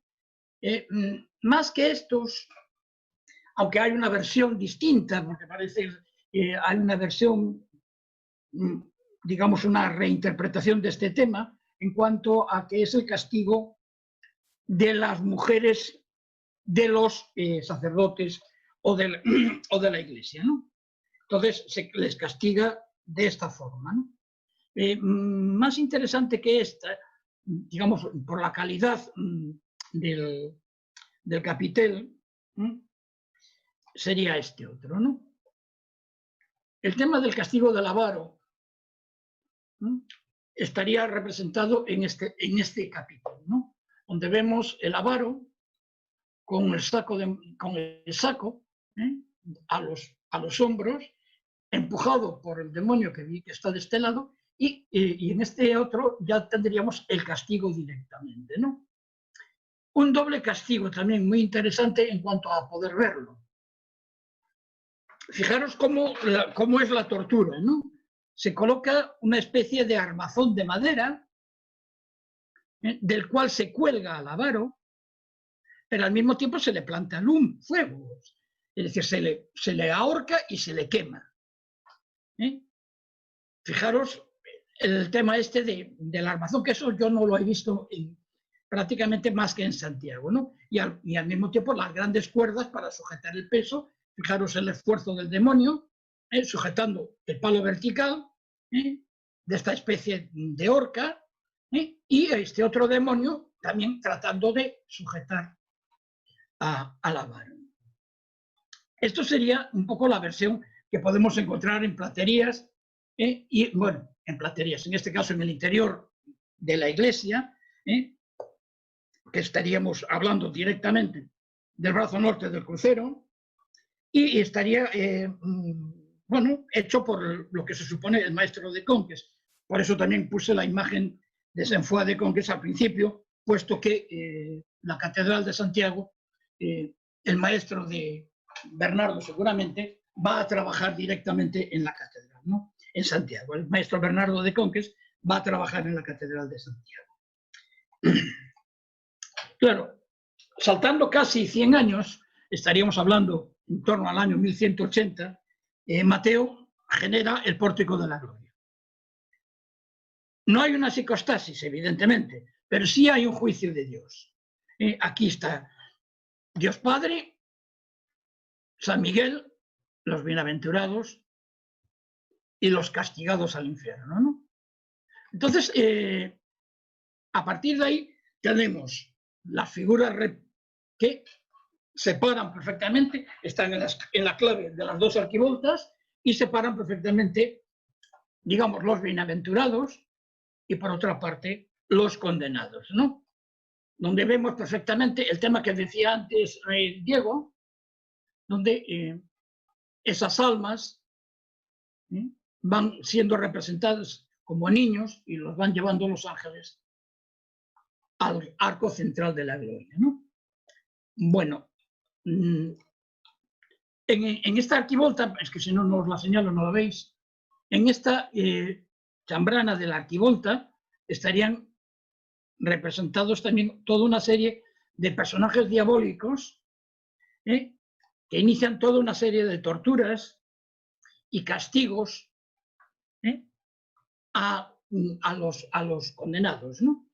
Entonces hay una serie de ellos, vemos un demonio que estaría comiendo el sexo y al mismo tiempo la boca de este condenado, una serpiente, que intenta que puede ser el castigo de la blasfemia que hablábamos antes, otra vez el castigo de la lujuria, un sapo comiendo la lengua, puede ser perfectamente el castigo de la envidia, y estos que estarían más en la esquina, que prácticamente se ven muy mal,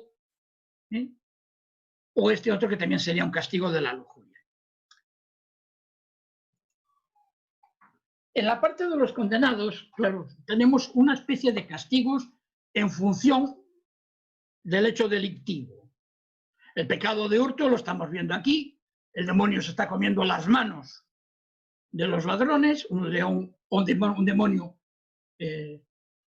peludo, con cara de animal, feo, y se está comiendo las manos tanto de un hombre como de una mujer, para tratar de castigar el pecado de hurto, ¿no?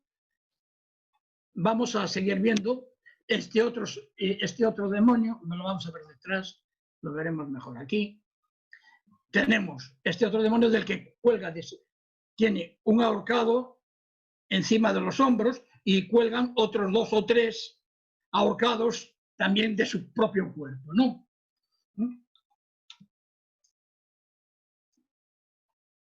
Así como para terminar y para dar así un poco de más gracia al tema, el castigo de la gula, del cual no hemos hablado hasta ahora, estaría representado en estas 2 figuras, que os las voy a poner ahora. Una es la del hombre que está tratando de comerse una empanada, y es una de las primeras representaciones de empanadas que podemos ver, una empanada que aún no es exactamente una empanada gallega, porque no tiene tapa, pero fijaros que evidentemente no puede comerlo, porque hay una serpiente que está atenazándole el cuello y por lo tanto no puede tragar el bocado. Al mismo tiempo, el pescado de la gula sería el de la empanada, para llamarlo de alguna manera, y al mismo tiempo el pecado de la gula sería el de este otro. A pesar de que las fotos son muy malas, son antes, evidentemente, de la restauración y también son fotos robadas, por lo tanto, son como son. Entonces, tendríamos a esta persona, boca abajo, sujeto por los pies, que está intentando beber de una bota.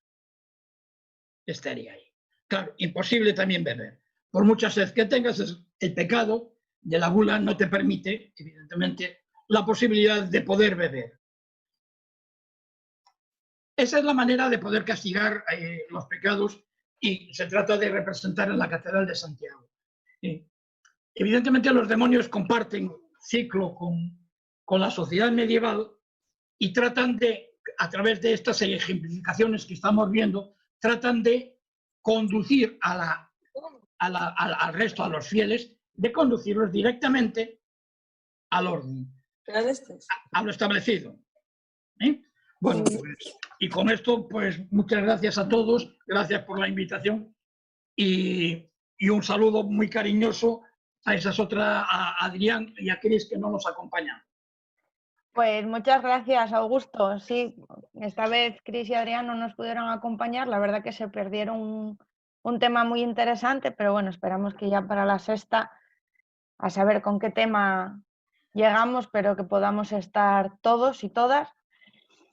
Y bueno, pues termino el ciclo de presentaciones con la Fundación Cardín, en este caso nuevamente conmigo, que soy Rebeca Meana, y os voy a mostrar, pues bueno, de lo que tenemos aquí en Villaviciosa, algo que es muy especial realmente, y voy a ponéroslo ahora mismo, a ver si, porque claro, yo tengo todas las pantallas aquí organizadas con todo, me sale el chat, entonces esto es un poco caótico, aunque no lo veis, pero es un poco caótico. Entonces, estáis viendo ya esto, ¿verdad? Yo te admiro. Vale, pues a ver que lo ponga en pantalla. ¿Lo estáis viendo en pantalla completa?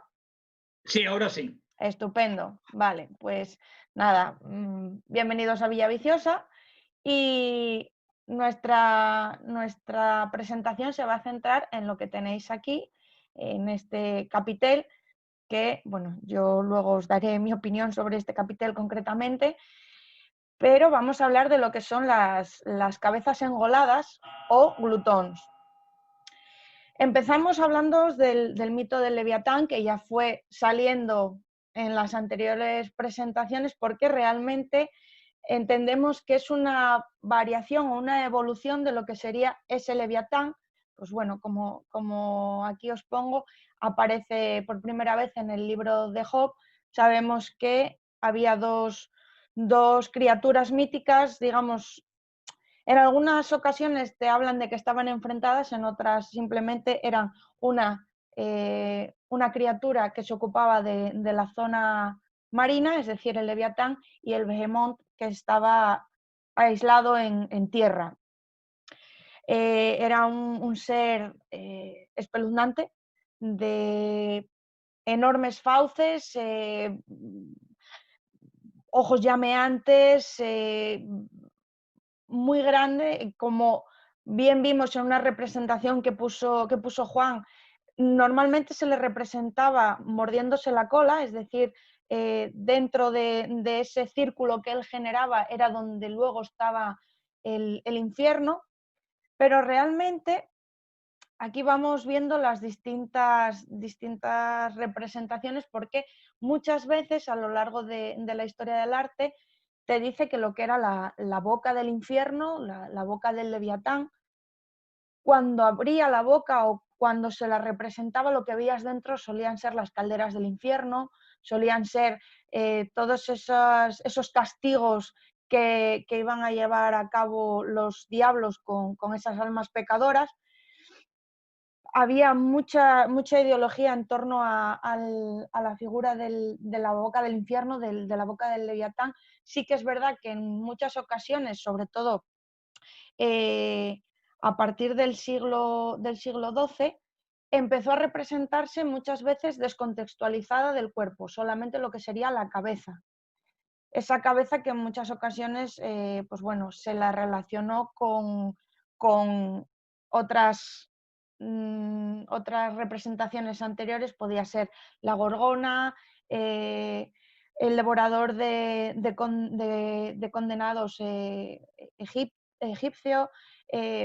Vemos aquí, pues, por ejemplo, en la zona esta, en la representación que tenemos aquí en Reino Unido, también se la relacionaba con los mitos nórdicos. Y pues bueno, aquí nuevamente, cómo no, porque esto ya es repetitivo, cómo no va a salir Santa Fe de Cons. O sea, esa portada de Santa Fe de Cons que bueno, era el pilar del románico en la carrera, o sea, siempre salía Santa Fe de Cons. Y aquí tenemos la cabeza del Leviatán, la puerta del infierno, que como luego vimos en la imagen que puso Augusto, era la que accedía, o desde donde se accedía a todo eso malo que te iba a suceder, porque no habías hecho lo que tenías que hacer, que realmente era pues ir por el camino que te indicaban. De lo que vamos a hablar nosotros aquí es de los glútons, de esa cabeza engolada, que aquí tenéis varias representaciones. Nuevamente volvemos a ese manual de Telvina Fernández, que es la Biblia para nosotros, y pues os comentamos características que nos vamos a encontrar en esas representaciones, pues sus orejas puntiagudas, los ojos muy, muy marcados, muy grandes, narices prominentes que no siempre las vamos a encontrar tan marcadas como vamos a ver. Tienen un aspecto un poco irreal, luego volveremos y os enseñaré ese que usamos para el cartel, y que no tienen mandíbula inferior. Realmente esa idea de una boca gigante en la que, o por la que va accediendo los pecadores, pues genera precisamente pues eso, que tengamos las fauces, la mandíbula inferior con esos dientes muy marcados, pero la superior, pero la inferior pues no aparezca. Vamos a ir viendo que aquí en Asturias sí que hay algunas representaciones, no solo ya en Villaviciosa, sino que es verdad que, por ejemplo, en San Juan de Cenero, en Serín y en Santa María de Junco existen, pero nosotros digamos que tenemos aquí un pequeño núcleo. Ya sabéis que bueno, la cercanía o la influencia de Villaviciosa hacía que estas tuviéramos, digamos, iglesias hermanas. Y vamos a empezar, por ejemplo, con la de Santo Tomás de Coro. Esta es una representación muy vasta, muy alterada de lo que sería esa cabeza del diablo. En este caso vemos además que utiliza los tres lados del capitel para generar 3 cabezas distintas. No es lo habitual que vamos a ver, sino que lo que hacen en las otras es esa cabeza ocupa todo el capitel. En este caso no, vemos ya que, como estamos viendo aquí, Santo Tomás de Coro, siglo XIII, ya es tardío, porque como comentamos, pues bueno, esas representaciones, esta iconografía apareció, pues eso, a finales del 12. Llegamos a la Madalena de los Pandos. Aquí está el que usamos para el cartel.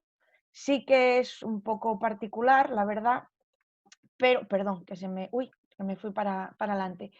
Este está según vemos la portada, estaría en el lado izquierdo, y este otro estaría en el lado derecho. Como veis, está muy deteriorado, realmente, porque os decimos que podría ser cualquier cosa, porque está bastante deteriorado.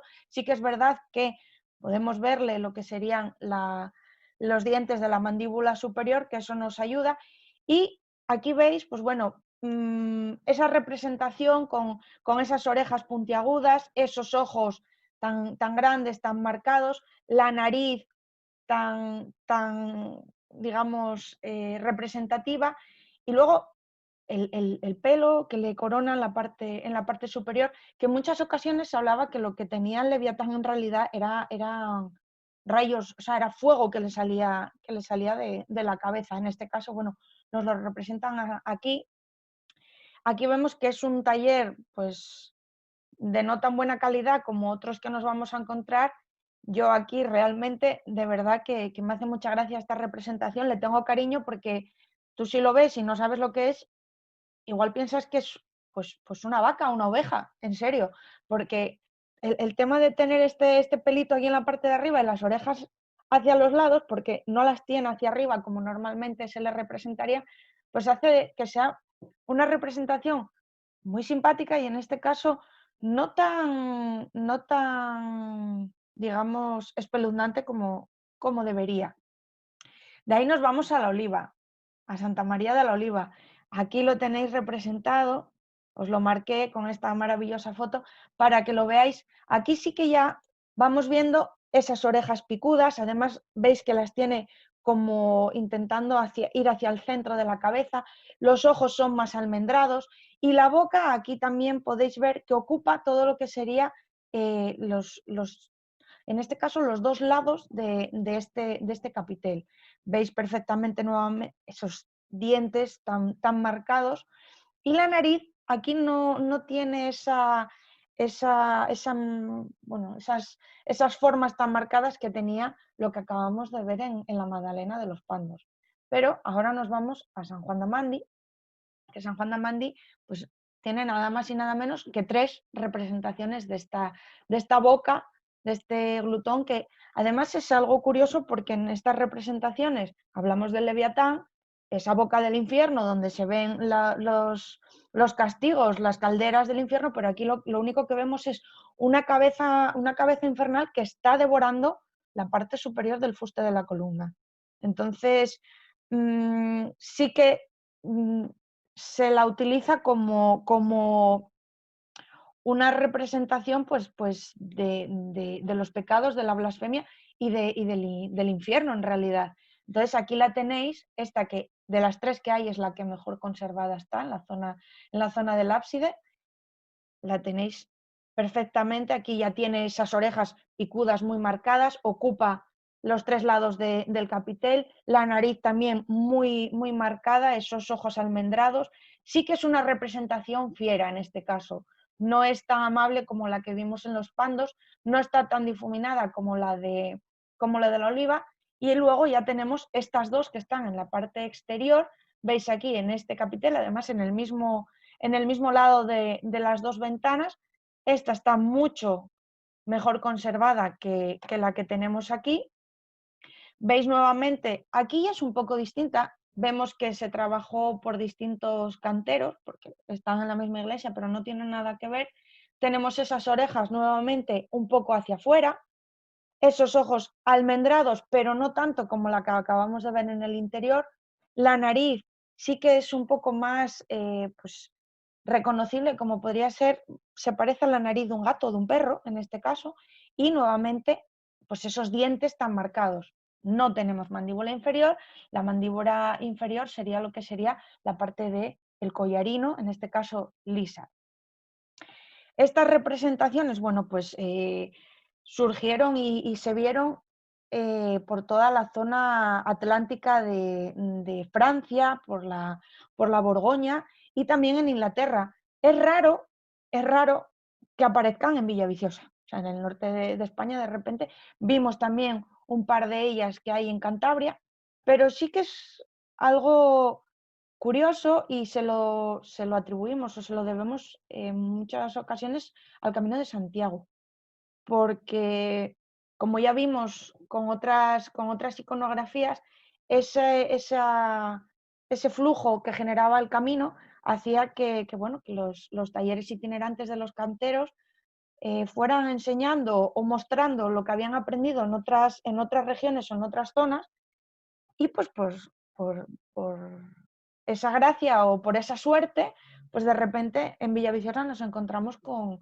estas cabezas engoladas, estos glutons, que también mostró Diego en la zona de Francia. Y con San Juan de Amandi, pues para no variar, nosotros nos despedimos de esta presentación. Y bueno, pues nada, os damos las gracias y damos paso a lo que sería esa mesa redonda propiamente dicha. Os voy a activar el audio. A ver, ¿estáis todos con el audio? No, Juan no tiene el audio puesto. A ver si está Isa con el audio. Aquí estáis. Y Óscar. Y nada, yo tengo aquí apuntado, chicos y chicas, de antes, algunas preguntas que nos fueron saliendo en el chat, que no sé si las fuisteis viendo. Monse nos hablaba antes del saco de dinero al principio, que si podría ser, en vez de uno, o sea, nos comentaba, a ver si lo encuentro, que es mucho más fácil leerlo aquí directamente. A ver, un momentito, a ver si llegamos, Monse. A ver. Monse nos decía que si no puede ser el saco de dinero, en lugar de los genitales, que las manos eran lo que sujetaba el saco. Bueno, eso lo fuimos viendo a lo largo de las representaciones, que bueno, era el avaro, en realidad, esa representación del avaro. Lo del perro, el perro que también estuvo Óscar ahí en el chat comentándolo, las preguntas que iban saliendo. Luego lo dijo también Augusto, que bueno, el tema del perro también podría estar relacionado con Egipto. Y bueno, ¿así alguna duda, alguna pregunta que hayáis ido viendo, chicos, o que os haya surgido a lo largo de... Bueno, aquí preguntan por el mito del Green Man, Augusto. Lorena pregunta por el mito del Green Man. A ver, no sé, yo puedo contestarte así de alguna manera. Vamos a ver. El hombre verde nace y hay una representación que, bueno, digamos, en principio nace con mucha antigüedad. Podríamos llevarlo casi hasta prácticamente el dios Cernunno de los celtas, pero después prácticamente a partir del siglo IX es utilizado y representado en muchísimas iglesias y, digamos, por parte de la religión. Entonces, en este momento, y no solo en el románico, porque se extiende sobre todo a tiempos ya de góticos y en el Renacimiento más. Es decir, por lo tanto, el Green Man, es decir, ese hombre verde, que después, bueno, pues, a ver, yo no sé, el señor de Cantabria, ¿qué opinaría de los trapajones, por ejemplo? Trapajones, sí. Es decir, de Silió. De la Vijanera, efectivamente, de Silió. De Silió, de esos hombres que se disfrazan con musgo y tal. Musgo. Hay dos, los trapajones y el otro no recuerdo el nombre, que son los que el traje son hojas secas. Hay otra serie de historias, bueno, en Béjar también aparecen. Sí, hay varios. Es decir, A ver, yo todo el tema este de los hombres verdes se lo debo un poco a mi amigo Carlos Bouso, que fue el que me empezó a hablar seriamente de estas cosas, ¿no?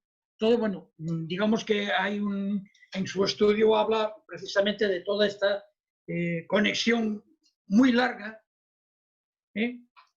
no solo a través de representaciones directamente escultóricas o pictóricas, sino también incluso pues, pasado al folclore, ¿no?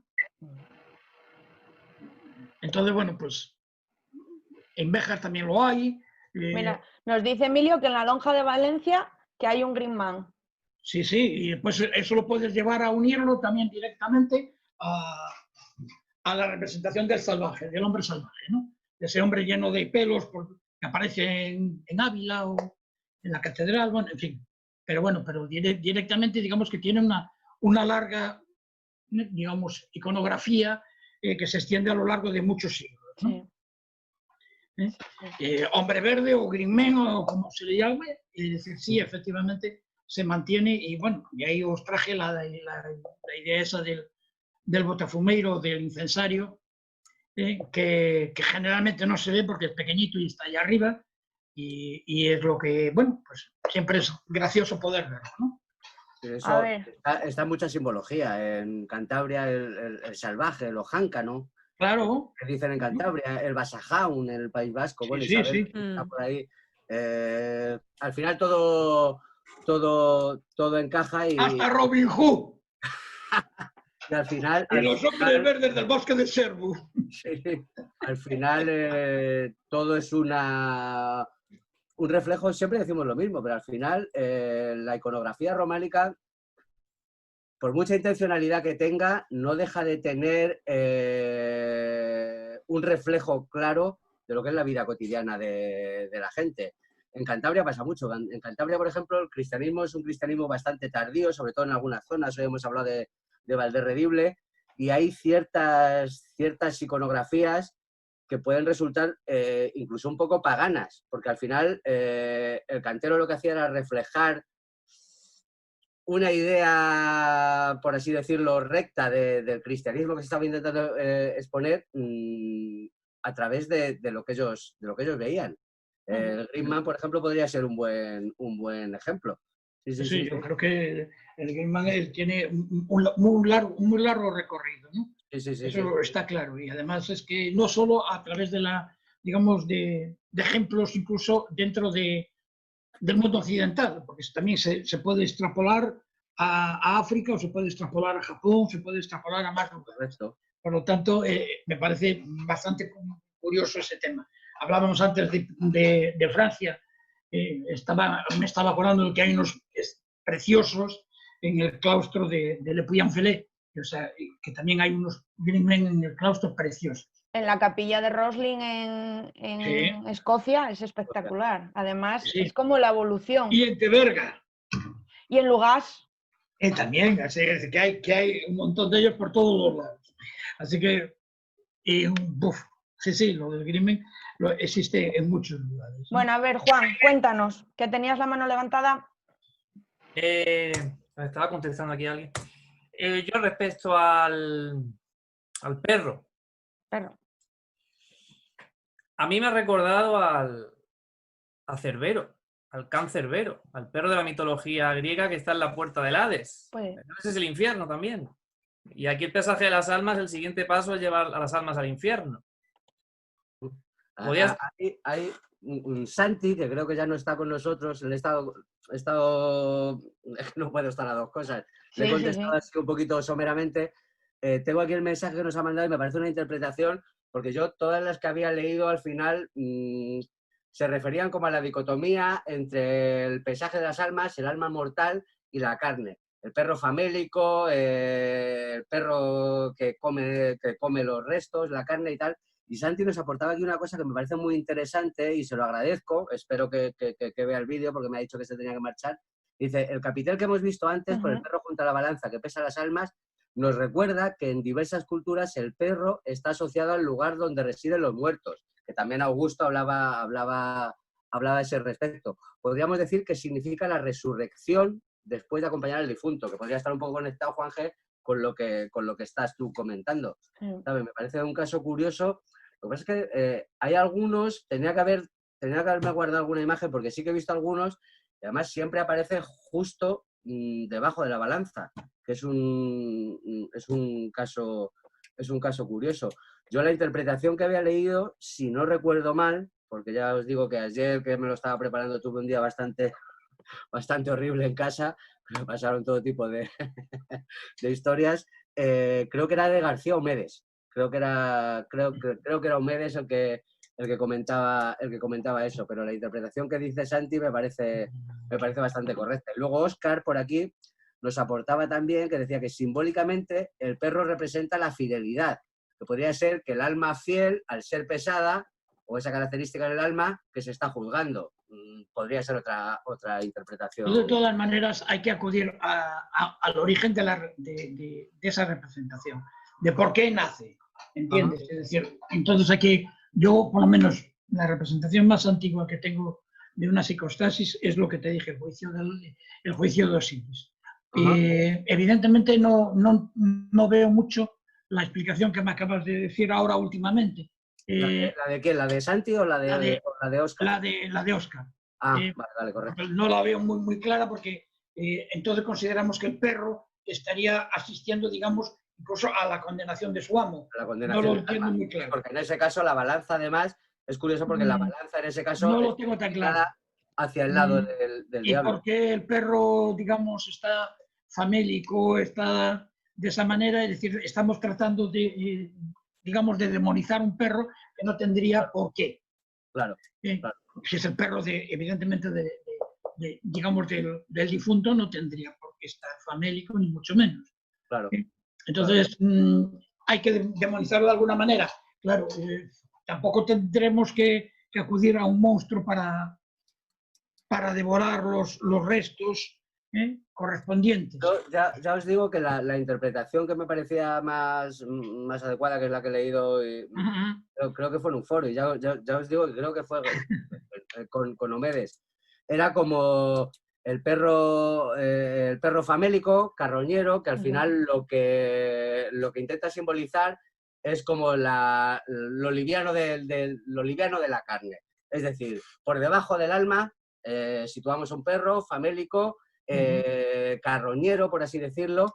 Lo que pasa es que todas esas interpretaciones que nos estáis diciendo, la de Santi y la que tú aportabas, Augusto, me parece muy acertada, y la verdad es que es un tema... No, claro, evidentemente no es más que un tema más a pensar, nada más.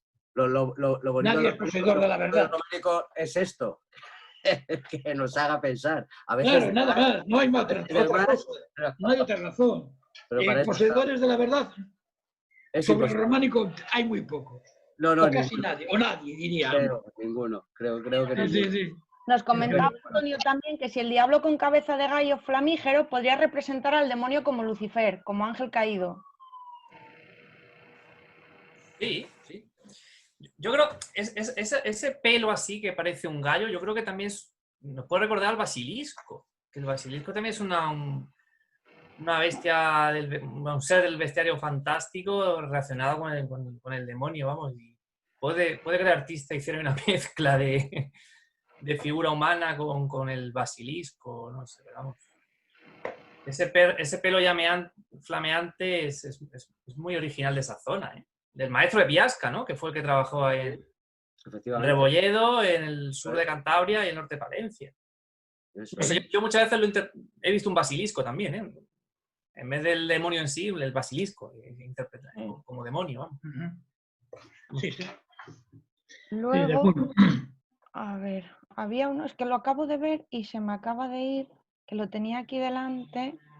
Era algo en relación a uno de los capiteles que puso Augusto, pero a ver si lo encuentro. A ver si lo encuentro. El gallo, flamígero. A ver, Augusto, si lo encuentro para ver si...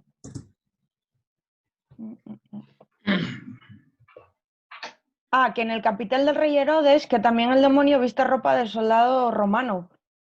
pero no sé. En el de mi imagen de San Juan de Duero, es verdad. Ah, en la tuya, vale. Yo unos ropajes, no lo he mencionado, pero sí, aparece con vestido, ¿no? Con un ropaje, unos harapos, ¿no? Como yo había pensado como harapos de persona pobre, de marginado, ¿no? En esos momentos. No había pensado en la explicación que ha dado Augusto del soldado romano, ¿eh? Pero vamos, que es muy interesante lo que ha dicho Augusto, no se me había ocurrido. Pero sí que es verdad que va vestido y se parece a la escena que ha dicho Augusto, ¿eh? Esa ropa que lleva. Es la escena de San Juan de Duero a la que se refiere esta persona. Volviendo a lo que contaba antes Rebeca, yo también soy partidario en la imagen que pusiste, que también sería una bolsa de dinero, en vez de, digamos, el sexo del hombre. Pero claro, la imagen está tan maltratada que tampoco podemos apreciar mucho más. Y también es una interpretación. Me parece más oportuno pensar en la bolsa del dinero que pensar en otra cosa. Pero vaya. No sé si se puede ver la imagen, la estoy compartiendo. Creo que te refieres a esta, ¿no? Creo que sí que hablaban de esa. Sí. Vale, es que la cuestión es que, claro, está tan desgastado que claro, es muy difícil. Lo que hablamos muchas veces, que es imposible. Y sobre todo, claro, te quedas una imagen mental y después quieres ver eso. Yo la verdad es que tengo dudas, ¿eh? Porque tiene aquí como que parece que efectivamente lleva las cuerdas con la bolsa, que puede ser esta, pero luego tiene las faldas levantadas, hay una piedra aquí abajo y no sé si por aquí hay algo que sobresale, no lo sé. La verdad es que es muy complicado de... No lo sé, claro. Sí que es cierto que una de las manos parece que se echa mano como a una cuerda colgada, o sí. ¿no? La mano derecha, en este caso. Sí, pero bueno, a mí me mosquea la piedra que hay debajo porque tiene las faldas levantadas y... Es curioso, Isa. No me atrevo a decir. De ocultación, pero bueno, no, en fin. Es eso, es que cuando te haces una idea e intentas, es difícil, bueno, ya ves, ya preparas los ojos para ver eso, claro. Sí, uy, yo aquí no veo ni una cosa ni la otra, tengo un montón de dudas. Yo veo las dos. Claro, como no se ve, pues eso, efectivamente, se tiene razón. Oye, puede ser también otro tipo de castigo, la piedra, y te lo enseñan, por eso tiene la falda levantada, porque igual está agarrando el sexo hacia abajo y es otro tipo de castigo. Están unificando la avaricia con otro. Vete tú a saber. Porque claro, el problema es ese, lo que tú dices, que está tan deteriorado que es complicado. Está muy deteriorado. Monse nos dice que pesa mucho el saco. Claro. Puede ser la explicación de esto. Sí, es que alguna vez he leído la interpretación de esto como que abajo puede tener una rueda de molino que le cuelga o sea, directamente que tiene enganchada una rueda de molino al cuello, lo cual también me parece extraño porque, no sé, yo no recuerdo haber visto nada similar, no sé si a alguien le suena haber visto algo parecido. No sé, en todo caso no hay consenso, imposible, porque faltan cosas, falta información. Falta imagen, un resto de piedra.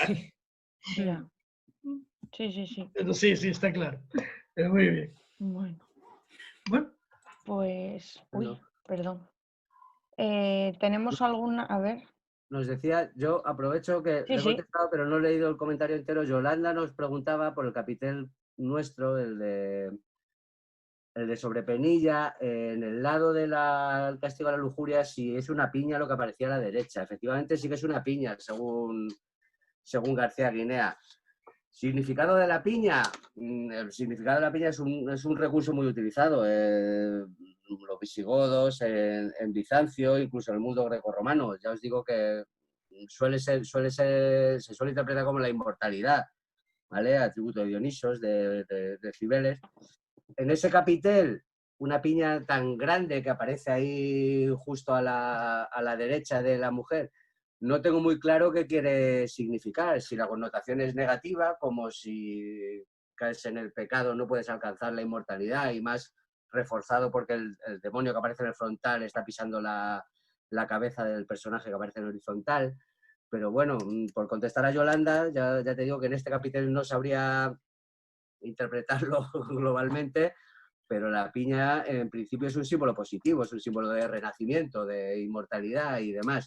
Que aparezca una piña tan grande, que es cierto que no lo he comentado, mis disculpas, en ese lado del capitel, quizás así ahora mismo a bote pronto, según la esté contestando, podría significar eso, como si cometes el pecado, pues al final no vas a alcanzar la inmortalidad, la renovación del alma. Se me ocurre eso. Pero bueno, lo miraremos e intentaremos ponerlo en redes esta semana. Sí, lo vamos mirando. Sí, el tema de la piña a nosotros nos pasa también en Valdedios, en la cumbrera de Valdedios, que están esa sucesión de piñas también. Sí. Entonces, bueno. Es muy reiterativo, por ejemplo, en cimacios también, como adorno. Sí. La piña también tiene una connotación también, digamos, genérica. Ajá. Es decir, como capacidad de engendrar y de generar nuevos árboles y estar todos juntitos. De regenerar, efectivamente. Entonces también tiene esa capacidad de crear ese cuerpo, digamos, de cristianos en forma de piña y multiplicados y crecer. Sí, la cultura grecorromana es un símbolo de regeneración. Claro. El atributo de Dioniso, que era protector de Sí, no, está claro. Está claro. Pero en este caso ya no había caído yo en el detalle, ya te digo que disculpas por no eso, pero además anda que es pequeña. Yeah. La piña, Sí. pero no lo he comentado, lo siento mucho. Esta semana, si vemos qué tal, pues vamos comentando por redes. Bueno, ¿qué os parece si lo vamos dejando aquí? ¿Lo veis bien? Creo que sí. Pues bueno, pues gracias gracias a todos y a todas por asistir. Esperamos que lo hayáis disfrutado tanto como nosotros y bueno, a ver si mañana os damos aviso para subirlo ya al canal de YouTube de la Fundación y os lo pasamos para que todos lo podáis ver y nada, atentos a ver qué hacemos para la sexta. Así que buena tarde, noche ya y muchas gracias. Eso digo yo. Venga, un abrazo muy fuerte para todos. Bueno, muchas gracias. Gracias a todos. Hasta luego. Hasta luego. Hasta luego. Hasta luego. Hasta luego.